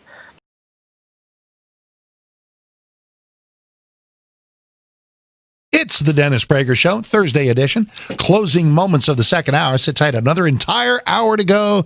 So everybody just relax. Hey, speaking of relaxing, let's have you relax that head on a wonderful MyPillow or any of the other things that Mike Lindell makes over there in the MyPillow empire. It's an incredible company that he has built. And now the inventor and CEO of MyPillow wants to give back to listeners. Dennis's listeners can get great discounts on all the MyPillow products if you go to MyPillow.com right now. Click on the radio listener specials. You are going to see some wonderful, wonderful offers right now.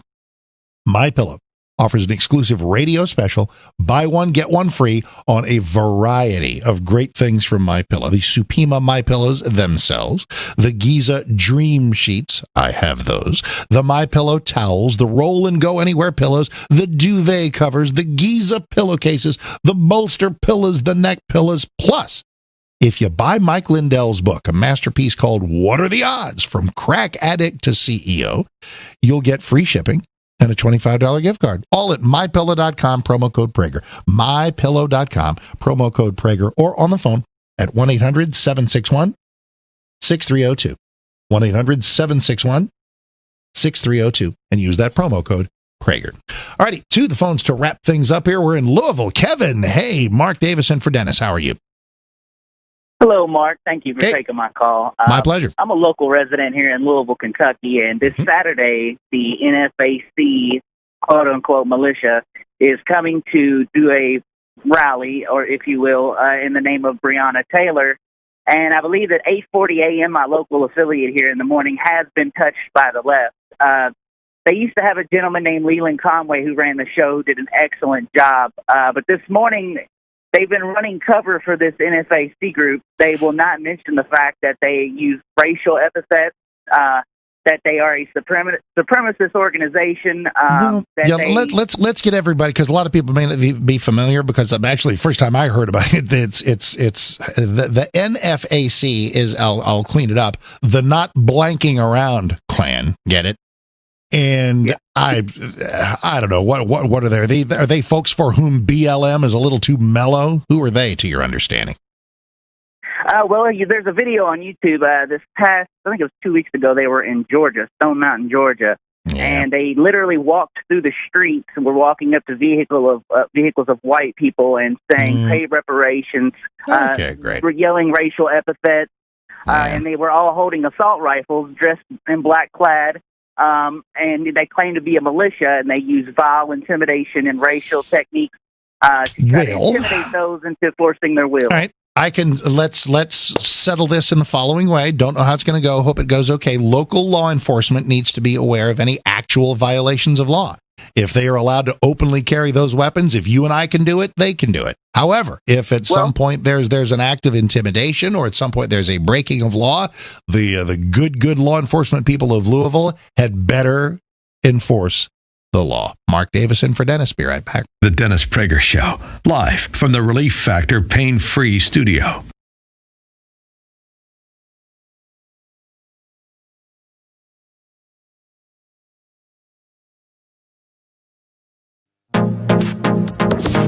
Trending now on the Eric Metaxas Show. Folks, I'm talking to my friend Larry Elder, who has a nationally syndicated radio program, but big deal. Who doesn't have one of those, right? Larry, we all do. Honestly, I got to say, your film, Uncle Tom, spectacular as it is part of something larger that is happening in this country. It seems to me that a lot of blacks in America are finally waking up, thanks to you and others, and they're looking around and they're saying, I have been sold a bill of goods. For example, even I didn't really know the history that the Republican Party was formed to end slavery, and that the Democrats were the proponents not just of slavery, but of keeping blacks down, of the KKK. The Republican Party's whole reason for existence was to stop the spread of slavery and ultimately to end it. And you're quite right. Democrats founded the KKK? I said that once on Fox News. I got fact checked.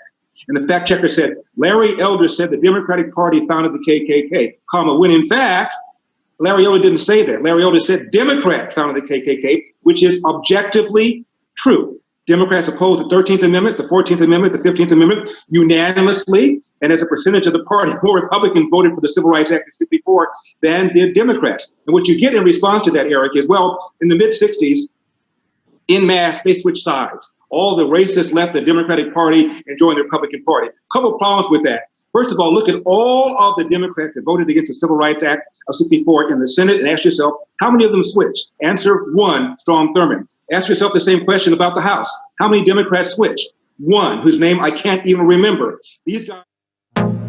Keep up with what's trending. Subscribe on YouTube today.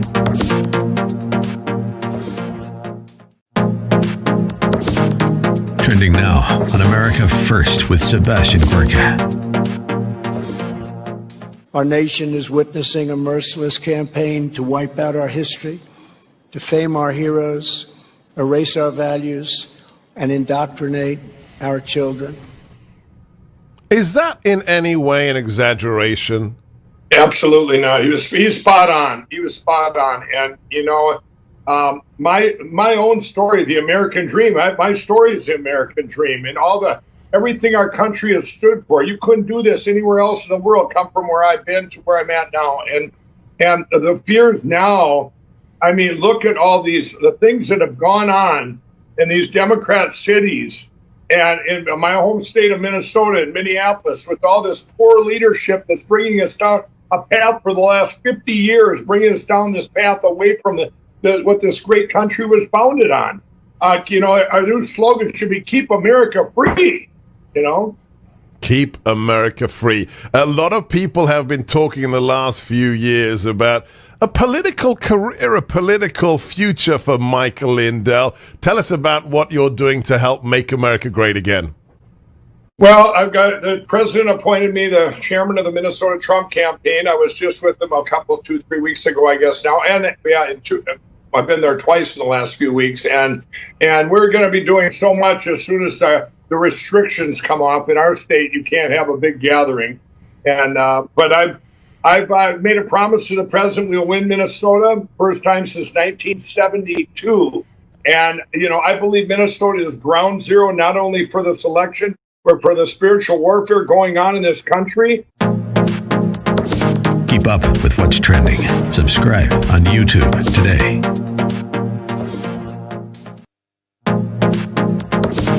Trending now on the Eric Metaxas Show. When the facts are stacked against you, as they are now against Democratic policies and the history of the Democratic Party, all you have left is name calling. And so I can't even think of the name of the person who said, if you vote for Trump, you are a racist. It was on Twitter like this morning, and I thought to myself, now we know that racism is the last bastion of a scoundrel. To use the term racism, because you have nothing else. And so you just throw names like this. It's just absurd, but people really need to reject it strongly and don't take it sitting down. It is so manipulative. You have Joe Biden, as you know, telling Charlemagne the God, if you haven't figured out whether you want me or Trump, you ain't really black. This is a guy, Joe Biden, who has consistently lied about his civil rights record. He has said publicly several times that I worked to desegregate lunch counters and movie theaters in Wilmington, Delaware. Zero evidence of it. And Jake Tapper some months ago disclosed that and said that his staffers quietly approached him and said, Mr. Biden, can you stop saying this? And he said, yeah, I'll stop. And then said it again. He also lied and said that he was arrested along with Andy Young while they were trying to visit Nelson Mandela in Africa when Nelson Mandela was behind bars. And Andy Young said, no, we weren't. This is the guy, Joe Biden, who said he's always gotten the endorsement of the NAACP. NAACP is a 501c3 organization they can endorse, and they publicly said, we have never endorsed Joe Biden. He has lied. Now, why isn't that offensive to you as a black person? Rachel Dolezal offended people by lying about her ethnicity, but Joe Biden can lie about what he's done for the civil rights movement, lie about Nelson Mandela, lie about the NAACP. Not a problem? Keep up with what's trending. Subscribe on YouTube today.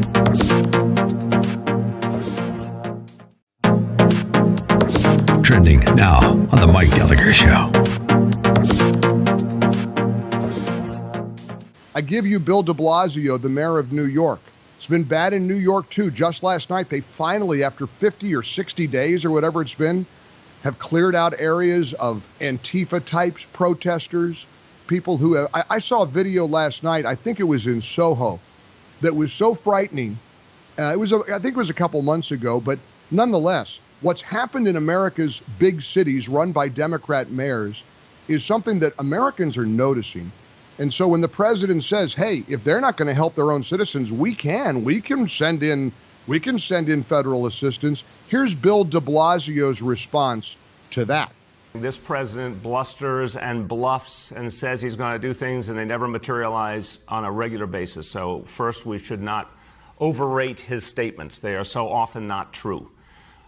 Second, if he tried to do it, it would only create more problems. It would backfire. It wouldn't make us safer. And we would immediately take action in court to stop it. From my point of view, this would be yet another example of illegal and unconstitutional actions by the president. And we have often had to confront him in court.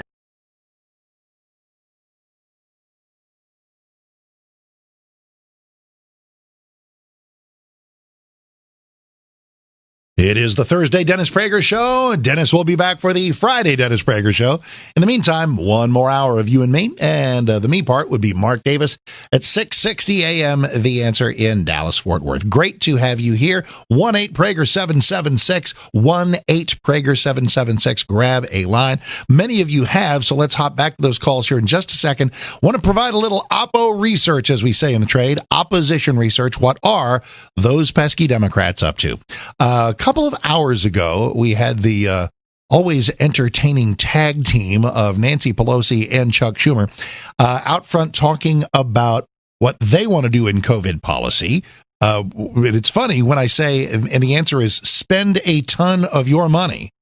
Many of you will trip over yourselves saying, Mark, there are a whole lot of Republicans want to do that. And you would be correct about that. You would be completely correct about that. But here's a little bit of Chuck and Nancy, because they're going to reveal a little bit, in so doing, sort of the Democrat narrative as they work so hard to get Joe Biden elected at a time when they absolutely have to know that with our cities on fire and with radicals grabbing the reins of the party, that is going to be a very tough sell. We're not going to take care of one portion of suffering people and leave everyone else hanging. That's what they may want to do. Take care of this and then they'll go home. No way. This is a comprehensive proposal that addresses the many problems of COVID, and we have to address it as a totality. Anytime a Democrat uses the word comprehensive, as in comprehensive immigration reform, just scream, run, and make sure you're grabbing your wallet as you do. Because comprehensive, which sounds kind of appealing, it's like, hey, it's something that solves the whole problem. It's not piecemeal. It's not catch as catch can. It's comprehensive. What's not to love about comprehensive solutions? Well, if you've studied Democrats for more than 5 minutes, you know that comprehensive means they're coming at you with a sledgehammer. It's going to be expensive. And it's going to obliterate a lot of your rights. It's going to hit you with enormous lurches leftward that you're not going to like. It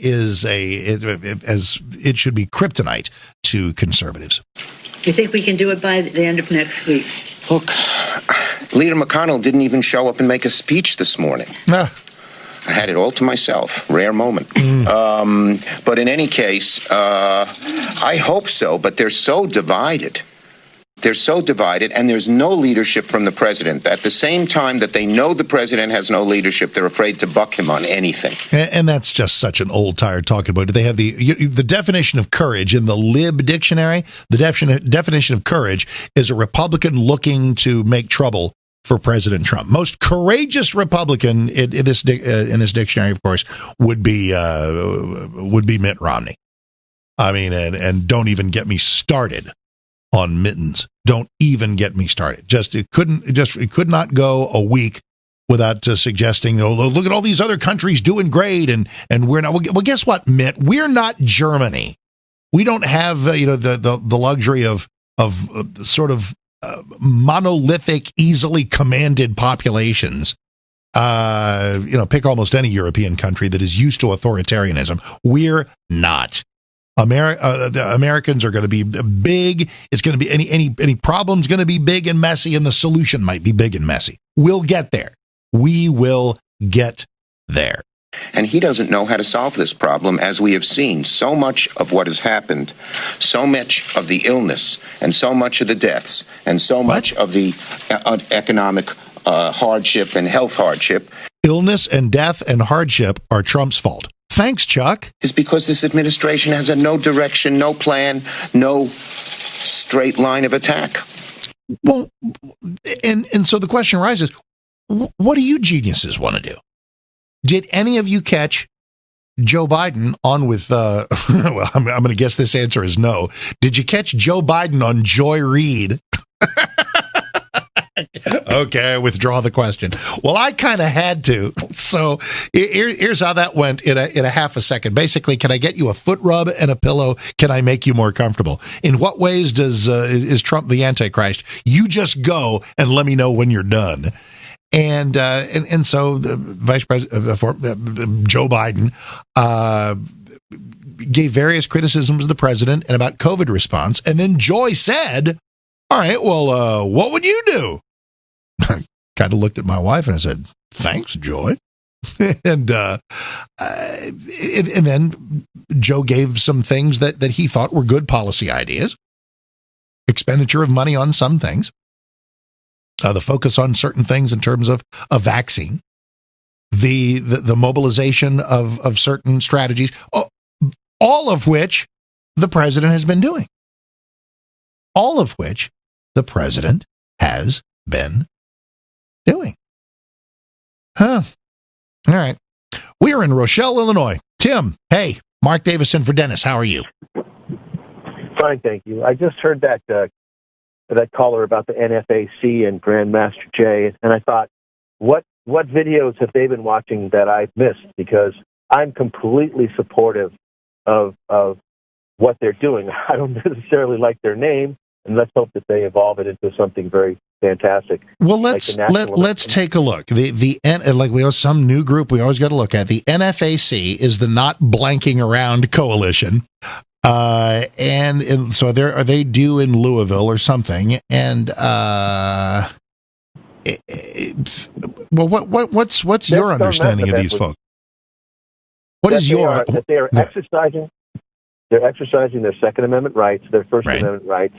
They're doing it in a very organized and structured manner. They're doing it in a peaceful manner. And the people they were talking to in the cars as their AR-15s were hanging around their neck were people that were not allowed to be in the park while they reserved it. So they were stopping cars saying, this park is our park for the day, and what are you doing here? Well, I'm going to go to the park. Well, you'll need to turn around, blah, blah, blah, blah. That video is out there. Okay. I'm going to share a thought. I'm going to share a thought. Okay, excuse me. Whether it's a bunch of black guys involved in, and they are black guys, so I mean that. I'm trying to create the visual, or a bunch of white guys, taking over. What was it Michigan, the state house of Second Amendment guys who I would agree with. And their chosen look, their chosen strategy is walking around with AR-15 strapping off of you. That is intimidating, period. And they know it. Well, I don't think it's intimidating as you get. Really?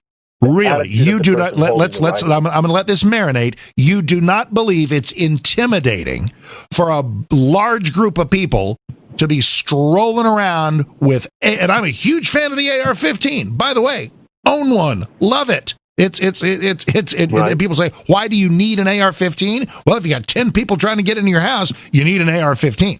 Ask the people in riot-torn areas if they need an AR-15 to protect their business. But the notion as a look, as a fashion choice, as a moment of activism, say, let's get a bunch of people and let's go walking around in public with AR-15s is by its definition intimidating, and they intend it to be. So please, I don't want to lose my Second Amendment rights.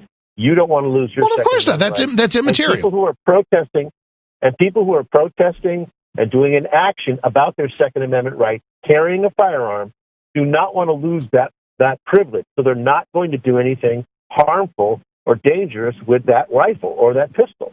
Well, so no, I am not okay. I begin with a latitude of trusting people until I have a reason not to trust them. Okay, and in fact, especially if it's the Second Amendment guys of whatever color making a point about the Second Amendment. All right. I mean that I can sort of see. Then they're but this NFAC thing, that ain't about the Second Amendment. It's about Breonna Taylor. It ain't about the Second Amendment. These are not NRA members, going rogue. No, they are my fellow American citizens. And I said at the beginning of this call, I support them, and I still do. So I'm not going to change my. No. Okay, dude.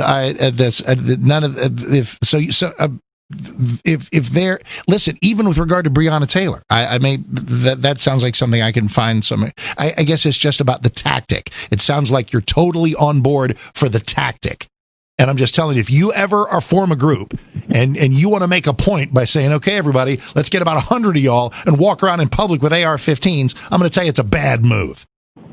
Right? They're just purely on the tactic. That we should support them. We should support them. We should bring them along. We should absolutely be their here's me bringing them along. You ready? Here's me bringing them along. Guys, you may have some magnificent points you want to make. Leave the AR-15s at home and make them. That's me bringing them along. Glad to bring them along. Good advice. And again, I love my AR-15. Will I at some point find 500 other guys to strap on their AR-15s and let's go make some public point about anything? That's going to be a no, because I don't think people are going to listen to me very much. Mark Davis for Dennis. Be right back.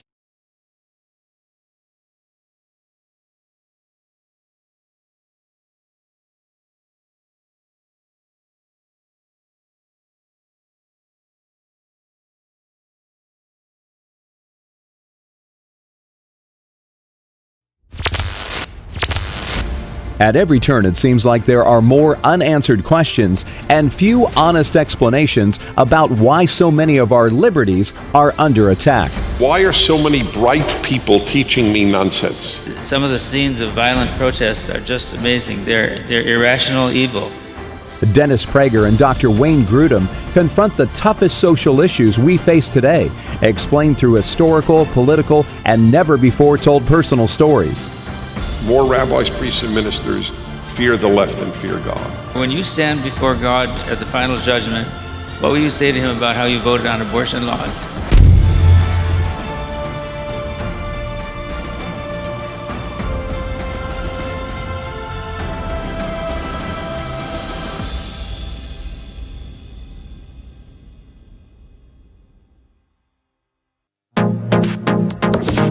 Trending now on the Larry Elder Show. Now, we are told that the president is bungling the response to the coronavirus pandemic, and that had he been more competent, hey, listen to his advisors, everything would have been a lot better. Well, do you remember the H1N1 virus that the Obama-Biden campaign had to deal with? 2009? Don't ask me why he said this. Honestly, don't ask me. Don't ask me. But this guy is an advisor to the Joe Biden campaign. His name is Ron Klein. And he is explaining how the Obama administration responded to the 2009 swine flu crisis. Now, again, he is a top Biden advisor. His name is Ron Klein. Listen to this. I was in the White House in 2009, 2010. I was working for Vice President Biden. I wasn't involved directly in the H1N1 response, but I lived through it as a White House staffer. And what I will say about it is a bunch of really talented, really great people working on it, and we did every possible thing wrong. Whoa. He speaks almost as fast as I do. Slow down. Did you say that the Obama administration was full of very talented people, very smart people that did everything wrong in responding to the H1N1 flu? Did you just say that? You mean like after the epidemic, a Safety Equipment Industry Association recommended that depleted supplies of N95 respirator masks be replenished, but that didn't happen? And what I will say about it is a bunch of really talented, really great people working on it, and we did every possible thing wrong. Keep up with what's trending. Subscribe on YouTube today.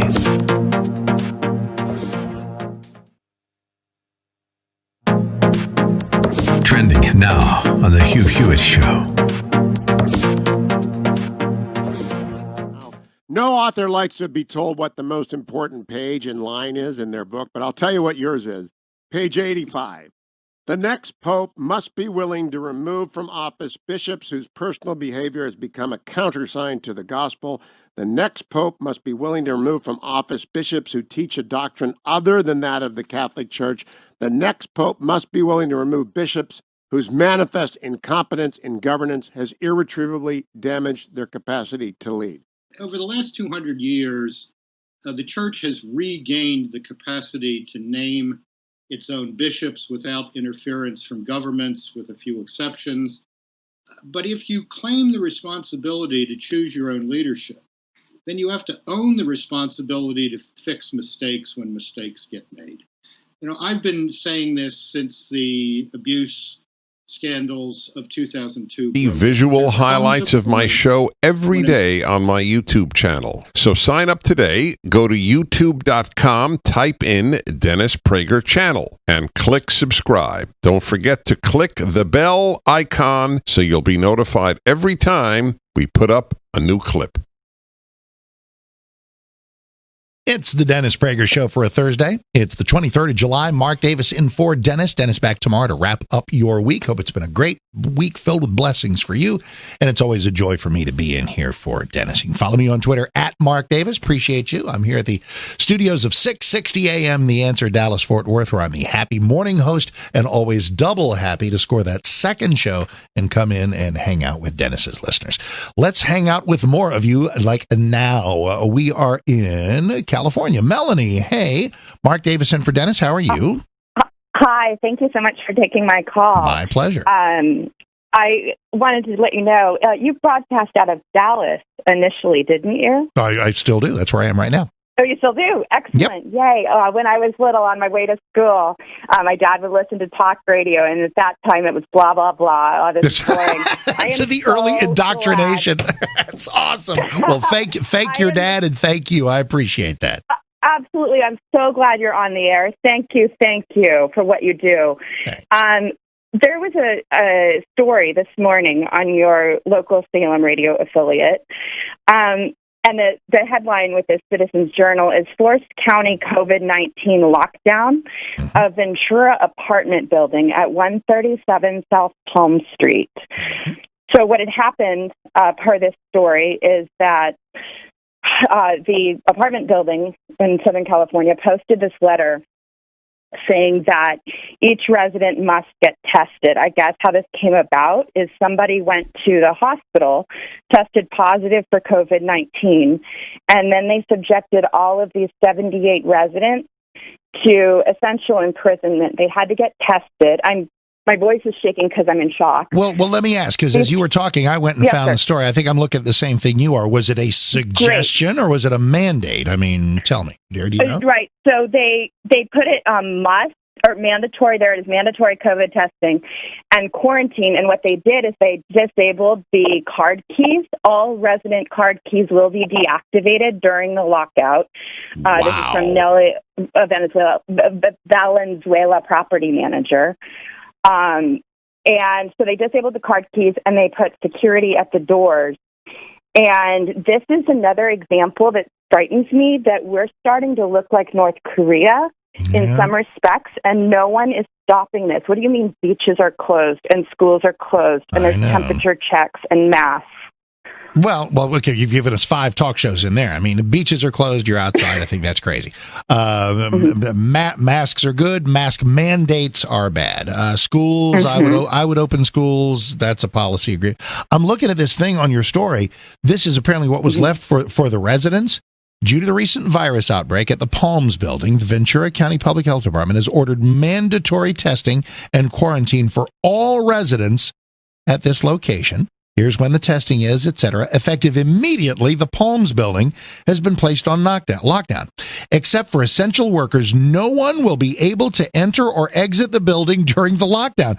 Security personnel will be posted on all entrances of the building 24/7. All resident card keys, and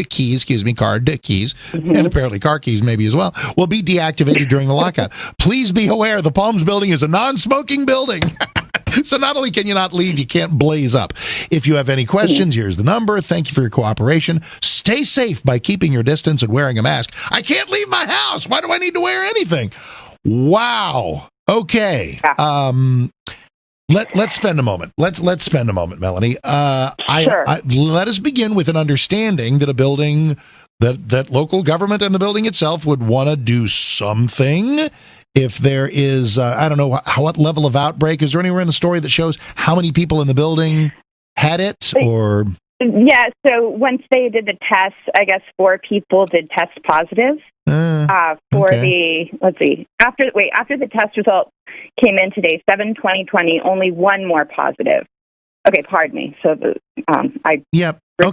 more. Yeah, here we go. I see what you mean. The building is run by the Ventura Housing Authority, has elderly and behavioral health cases, 74 units in total, mostly singles, some residents mobile, sometimes not. What in the name of God are these people supposed to do? What are they supposed to do? Go. If you go above that line I read, blah, blah, blah, it says 2 more residents became ill, tested positive. The laundry area was closed. I guess that's how the local affiliate got to 4 people. All right, so what is proper? I mean, if this is insane, what's not? Should it be an advisory? We got some positives in the building. You guys might really want to mask up. You guys might really want to pay attention to your symptoms. I think I'd be fine with information, and recommendations are fine. But wow, that is like, if I feel like I'm in a bad sci-fi movie, imagine these folks who for 2 weeks will not be able to leave their homes. Okay. Well, hey, Melanie, thanks. I appreciate it enormously. Please stay healthy. Your freedom may depend on it. I mean, okay, this is first blush stuff, right? We got 33 minutes of Dennis Prager show left, right? What is reasonable? What is reasonable? If this is not July, hang on, hold on a second. We may have an update. Well, we may solve this as a talk show topic immediately. I think the lockdown's been lifted. Hang on. Over at citizensjournal.us. Lockdown was lifted today after results came in and only 1 positive test occurred. Oh, okay. Well, now I'm going to go full Emily Latella. Never mind. But I tell you what, the issues, they would do it again. They would do it again, don't you think? So, never, as Rahm Emanuel once said, if Rahm Emanuel had a talk show, never let a good topic go to waste. So here's what it would be. If in Ventura County, they will shut your apartment building down where nobody can come in and you can't get out. How do you do the, I don't know, food thing, the eating and stuff? Wow. What is reasonable in an apartment building that has an outbreak? You tell me. 1-8-PRAGER-776. 1-8-PRAGER-776. Okay. So that we don't give anybody short shrift. Let me take a look at a couple of things for you that I want you to know about. Speaking of this issue, there's a campaign from our friends at Job Creators Network Foundation, partnering with doctors from across the country, giving Americans the facts about living with the coronavirus. That includes presenting the facts about reopening our nation's schools and doing so safely. Factor not in dispute. As of mid-July, fatality rate for folks under 20, like 1/5 of 1%.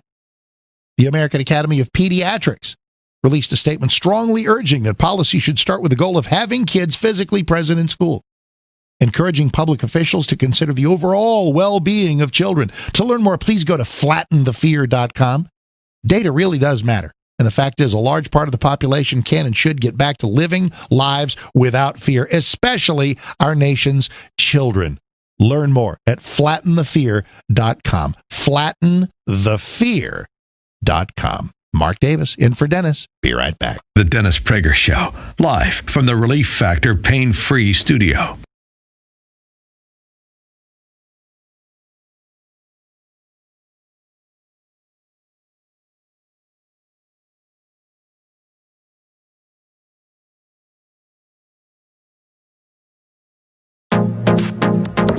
Trending now on the Mike Gallagher Show. Tell us a little bit about the backstory between the mayor and the relationship between the police and the mayor's office and how things are going in Chicago with regards to public safety.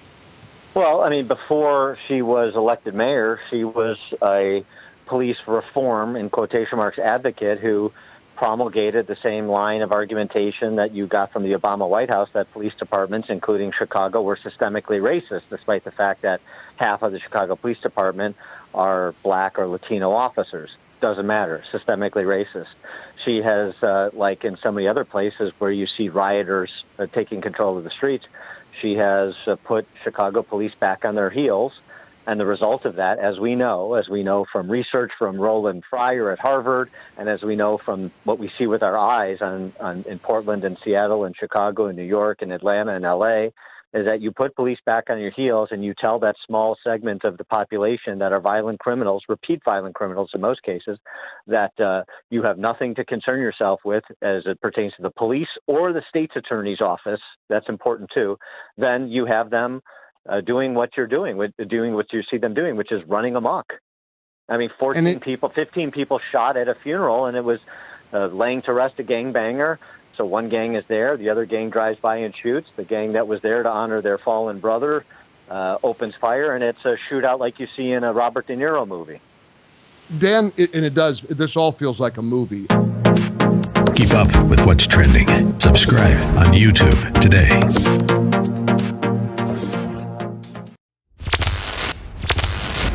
At every turn, it seems like there are more unanswered questions and few honest explanations about why so many of our liberties are under attack. Why are so many bright people teaching me nonsense? Some of the scenes of violent protests are just amazing. They're irrational evil.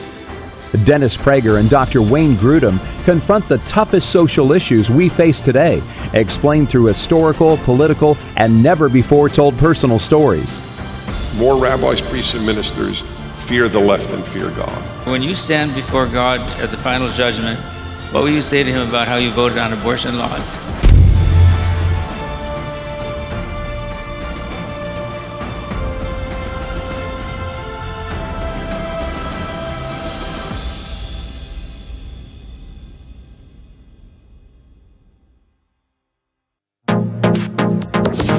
Trending now on the Larry Elder Show. Now, we are told that the president is bungling the response to the coronavirus pandemic, and that had he been more competent, hey, listen to his advisors, everything would have been a lot better.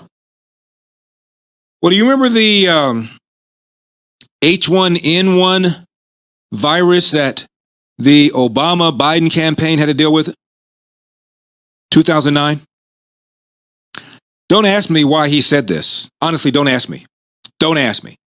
But this guy is an advisor to the Joe Biden campaign. His name is Ron Klein. And he is explaining how the Obama administration responded to the 2009 swine flu crisis. Now, again, he is a top Biden advisor. His name is Ron Klein. Listen to this.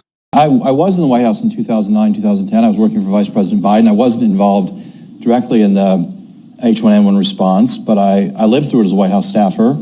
And what I will say about it is a bunch of really talented, really great people working on it, and we did every possible thing wrong. Whoa. He speaks almost as fast as I do. Slow down. Did you say that the Obama administration was full of very talented people, very smart people that did... You know, you're not going to believe this. On the team names front, we, of course, have a brand new National Hockey League team, the Seattle Kraken, choosing it, which sounds ridiculous for about 30 seconds. But then if you think about it, it's kind of cool. Large Nordic mythical sea creature, and the logo's cool. I put it up on my Twitter, @Mark Davis. But I've also just shared with you speaking of team names and where we find ourselves in this bizarre moment, you're aware that they ditched the Washington Redskins, right?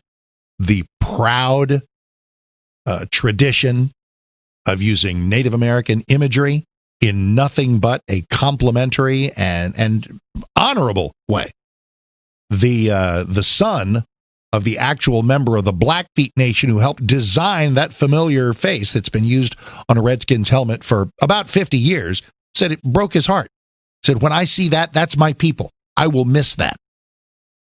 There was never any evidence, not one shred, that a broad cross-section of people, from Native Americans themselves to anybody else, ever took offense at the Washington Redskins. This was phony, false outrage of the moment. It was a mob, and they buckled, and it was disgusting. Now, there's news, because they got rid of the Redskins, but it's not like they told us what the new name was going to be. Redskins out and in with, and at some point, I guess they'll tell us, and I'm sure it'll be lovely and properly non-offensive, although someone will take umbrage at anything. Whatever they come up with, it's just going to bother me, because it will simply be a salt in the wound reminder that they got rid of Redskins, which they never should have done. But the news today, are you ready? If it's possible for this story to get any stupider, it has. From Adam Schefter at ESPN. Effective immediately, Washington has revealed what they are going to call themselves. The Washington Football Team. Now, keep the car on the road. This is not a final renaming or rebranding. This is just called, we don't know what to do. This is, there will be the pending adoption of a new name in the future. The future when? Week 6 of this season? What do you use for the logo? It's a big empty circle where the Indian guy's head used to be? They will call themselves the Washington Football Team. You are kidding me. This is what happens when you let the left handle things. Dennis is right. They ruin everything. This is just the height of stupidity. Oh, goodness gracious me. Okay. Let us head to some more of your calls. 1-8-Prager-776. We're in Lansing, Michigan. Gustav. Como ça va? How are you doing, sir? Hey, Gustav. Mark Davis in for Dennis. How you doing? Okay, That will accrue to the... sorry, got to be a little quicker on the draw. Let's trade one Francophile name for another. Let's go to Lakewood, California. Trudeau. How are you doing, sir? Hi, Mark Davis in for Dennis. Welcome. Yes, hello. Thank you for taking my call. My pleasure. Nice to have you. Pleasant. Thank you. You're so kind. Thanks. And I wonder, Mark, how many sport fans are aware of the fact that Kaepernick during practice was wearing Argyle socks with the pig faces on them and a I know that was the thing. He tried to tell us. That it's not about hatred of the police. Then what are you doing wearing socks at practice that portray police officers as pigs? And Mark, I got a solution for during the national anthem. Yeah. After the players have their warm-ups on the basketball court, or they go over their plays on the football field, they retreat to their lockers. You play the national anthem then while the players are in the lockers. Then you don't have to hear the ignorance of their politics. If they want, they will be spared. They'll be spared the pain of hearing the national anthem, and we will be spared the spectacle of seeing them. However, and I know the spectacle is the point. That's why there is enormous narcissism in anthem kneeling. It's about, hey, you guys may be paying some tribute to this country thing that you admire, but no. I need it to be about me. I need it to be about my issue. I need it to be about my feelings rather than a communal moment where we all are grateful just for a minute and 20 seconds that we're in a country that allows us to discuss our problems and work through them. All righty, discussing our problems and working through them on the Dennis Prager Show. Mark Davis filling in, and I'll be right back. The Dennis Prager Show, live from the Relief Factor Pain-Free Studio.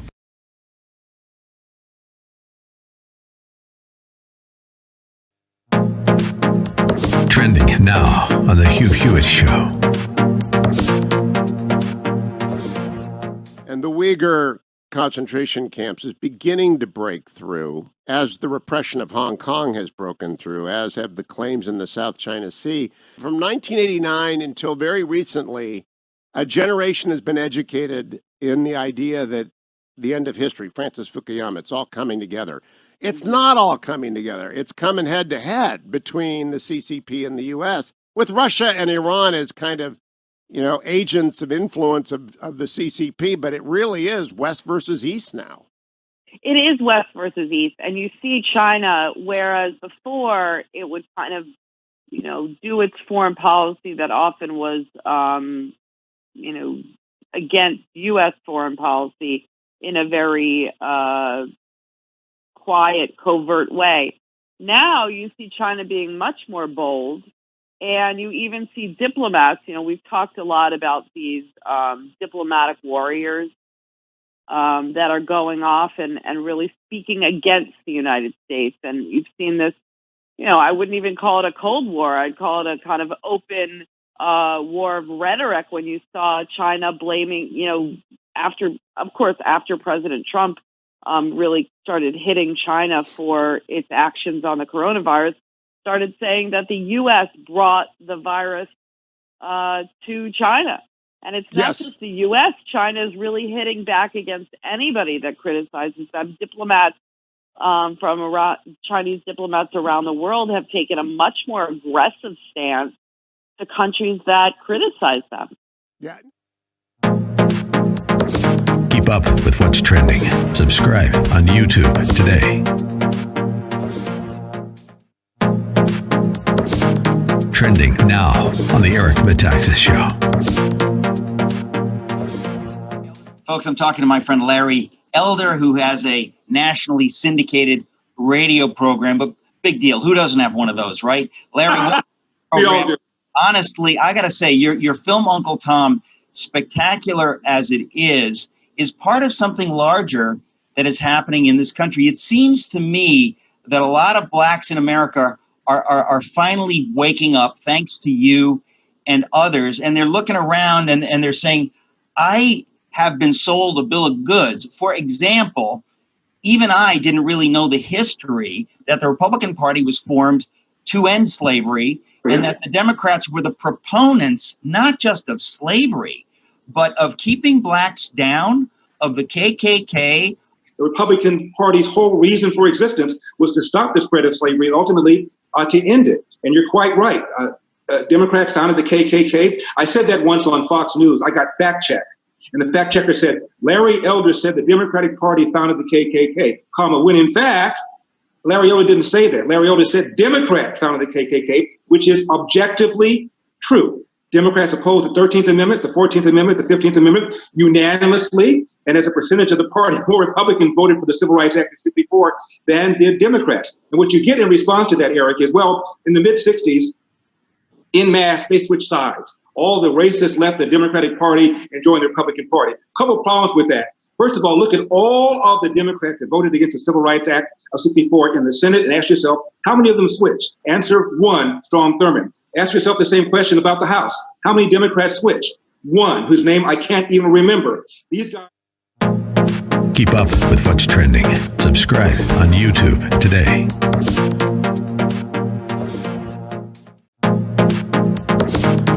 Trending now on America First with Sebastian Gorka. Our nation is witnessing a merciless campaign to wipe out our history, defame our heroes, erase our values, and indoctrinate our children. Is that in any way an exaggeration? Absolutely not. He's spot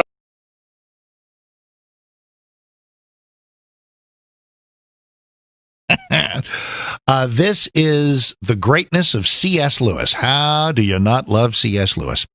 C.S. Lewis was one of the I mean, when you take a look at writers, when you take a look at thinkers, Clive Staples Lewis, he's written a lot of fiction, Screw Tape Letters, Chronicles of Narnia, Space Trilogy, lots of sort of ethereal sci-fi stuff, but it's mostly as an underpinning for the various pieces of what's called Christian apologetics. Wonderful books like Mere Christianity, The Problem of Pain, Miracles.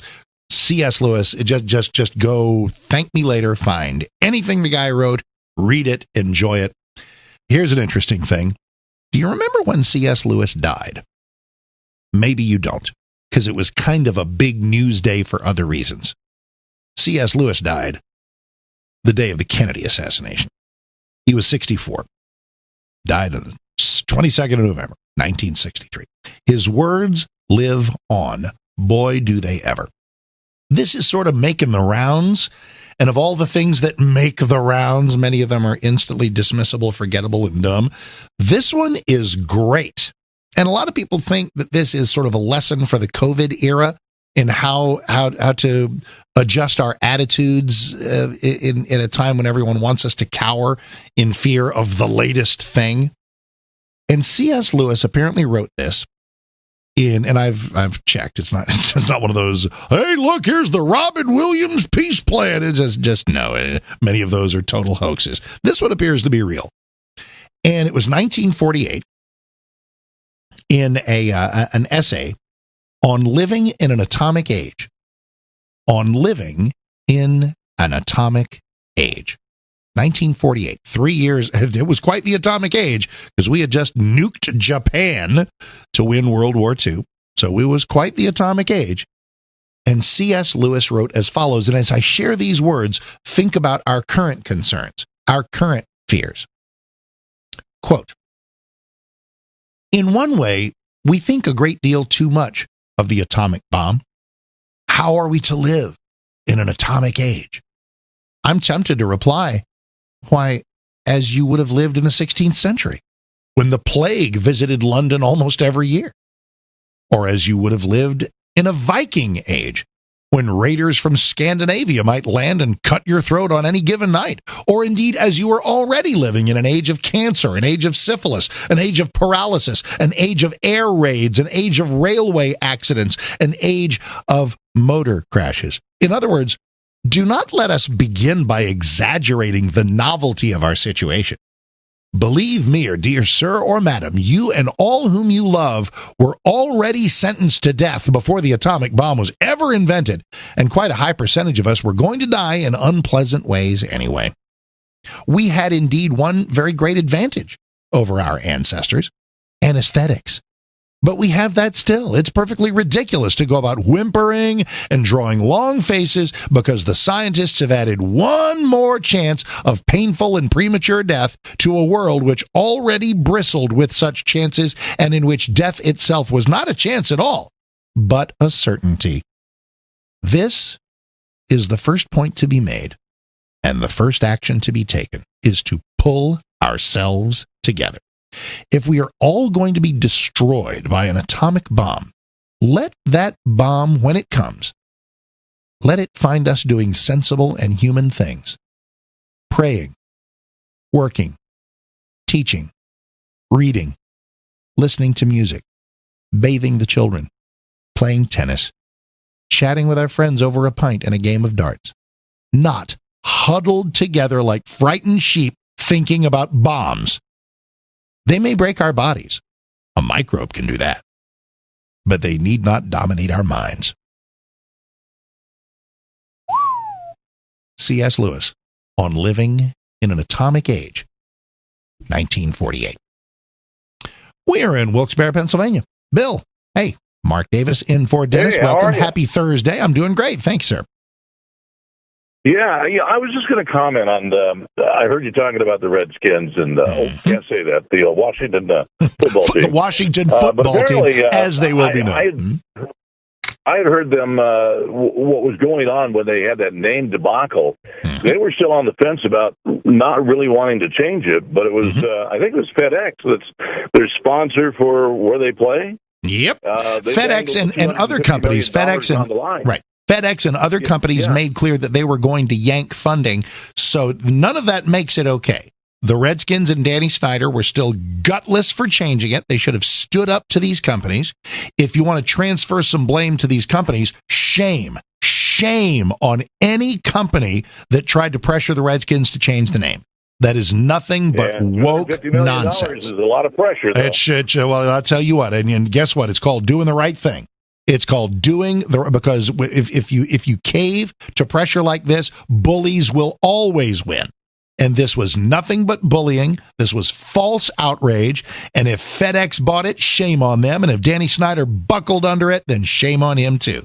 I have had it up to my eyeballs with faux outrage, false, just the imagery of mobs and bullies winning the day. I've had it. Now, it's important for me to say, if there is a team name or statue or whatever, where like a majority of people genuinely are offended, or even an appreciable number, it doesn't have to be majority rule. If there's, an X percentage and it's really significant and their indignation seems organic and non-contrived and genuine and sincere, then I would absolutely, out of kindness and consideration, say, you know what, maybe you change that. But that was never the case with Redskins. Never. It never was. That was phony from the get-go. But what's done is done. Of course, here's the funny thing with all the Lord, what do they got going on in Redskins land now, where owner Danny Snyder and various others have been hit with more old charges of hostile work environment and sexual misbehavior. They may have bigger fish to fry than the team name. Wouldn't it be wild to have Danny Snyder kicked out as owner of the Redskins, bring in another owner, have him put the Redskins name back? Maybe there's a silver lining. Mark Davis for Dennis. Be right back. The Dennis Prager Show, live from the Relief Factor Pain-Free Studio.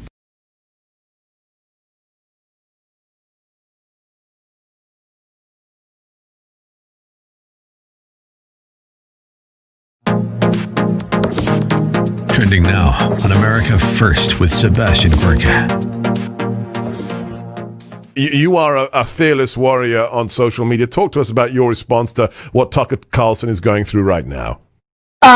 I think if anyone gets doxxed, then the media gets doxxed too. That's like, if we're opening this war, let's go. I just think we're at that point. It's just so ridiculous, so awful, so absurd to dox someone and so dangerous that, okay, you next. What you do unto others is what will be done to you. Something like that, Jesus said. I don't know. I probably twisted it.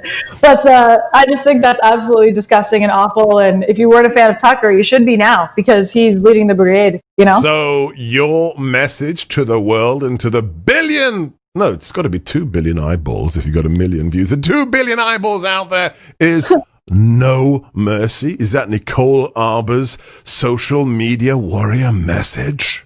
I believe you just said that, but it's no mercy. Just treat other people the way you want to be treated. So if you don't want to be doxxed, maybe don't be doxing people. Maybe let's just use our heads and be adults here. It's gotten crazy.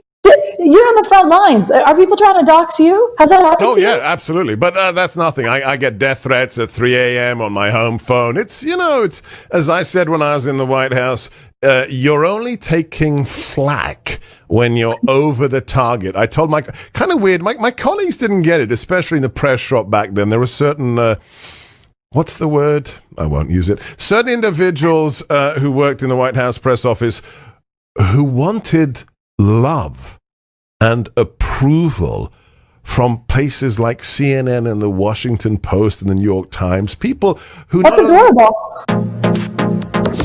Keep up with what's trending. Subscribe on YouTube today.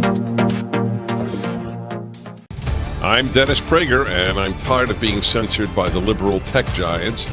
So I'm taking a different approach and using Squad Pod, a team communication and collaboration app for businesses, sales teams, schools, and churches. It has everything I need: chat, video calls with screen sharing, file storage, etc. Plus, it's 100% private, non-discoverable, and American-made, owned and operated. It's time you take back your privacy, intellectual property, and right to free speech with Squad Pod. Trending now on The Mike Gallagher Show. Tell us a little bit about the backstory between the mayor and the relationship between the police and the mayor's office and how things are going in Chicago with regards to public safety. Well, I mean, before she was elected mayor, she was a police reform, in quotation marks, advocate who promulgated the same line of argumentation that you got from the Obama White House, that police departments, including Chicago, were systemically racist, despite the fact that half of the Chicago Police Department are golden moments remaining. Let's see what we can squeeze out of this. Mark Davis in for Dennis. So appreciative. Thank you, Sean. Thank you, Christian. Thank you, Leslie, for the call screening. Thank you, Dennis, for the joy of being able to be here. Much appreciate that. Let us roll next to. We are in, Indian Head Park, Illinois? Rich. Hi. Mark Davis in for Dennis. How are you? Hey, good. Thank you. Good. I just want to thank you and Dennis for your honesty when you're on air. You're very kind. My question for you, a week or so ago, I heard they were going to play a black anthem before the football game. No, the lift every voice and sing. Yeah, that ain't going to happen. Let me take 60 seconds on that. Maybe I'll try to get somebody else on. Rich, thank you. Lift Every Voice and Sing is a song from a little over 100 years ago. It was written as a poem by James Weldon Johnson and then set to music by his brother, J. Rosamond Johnson. It is a beautiful song. And at the time of its ascendancy and popularity, 1919, around the time of the birth of the NAACP, it spoke of liberty, it spoke of a quest for freedom, a thirst for freedom, and it was dubbed, using the nomenclature of the time, the Negro National Anthem. I know what they meant by that, and at the time, I get it. There is no black national anthem, and so any notion of, well, let's play that, and then Stars Spangled Banner, no. Now, but I will tell you this, lost in the wash here is the beautiful piece of work that is the song Lift Every Voice and Sing. Because again, keeping in mind, we're about exactly 100 years ago, or a little, well, that's when it was sort of gaining in popularity. I think it was written, put to music by J. Rosamond Johnson around 1905. And having just enjoyed the words of C.S. Lewis, these are lyrics that deserve some attention. Stony the road we trod, bitter the chastening rod, felt in the days when hope unborn had died. Yet with a steady beat, have not our weary feet come to the place for which our fathers sighed? This is a pretty remarkable thing. This is the turn of the century, 1905. I mean, it's 50 years. It's barely half a century past the, was 40 years, past the end of the Civil War. And these were folks who felt like there's already been some progress. Way more that needs to be done. And heaven knows that's still true. But Lift Every Voice and Sing is a beautiful piece of music and a beautiful piece of writing. Does it serve, like today, as a black national anthem? No. It really is. And you know what? Nor should there be. There shouldn't be a black national anthem. There shouldn't be a white national anthem. There shouldn't be an Eskimo national anthem, if you can still say that. There shouldn't be a Hispanic or an Asian. No. We have a national anthem. The point of which is to unite people of all colors, all political stripes, in gratitude for this nation. I'm grateful to you. Mark Davis in for Dennis. Follow me on Twitter at Mark Davis. I will see you next time. Dennis is back. Have a great day. The Dennis Prager Show, live from the Relief Factor Pain-Free Studio.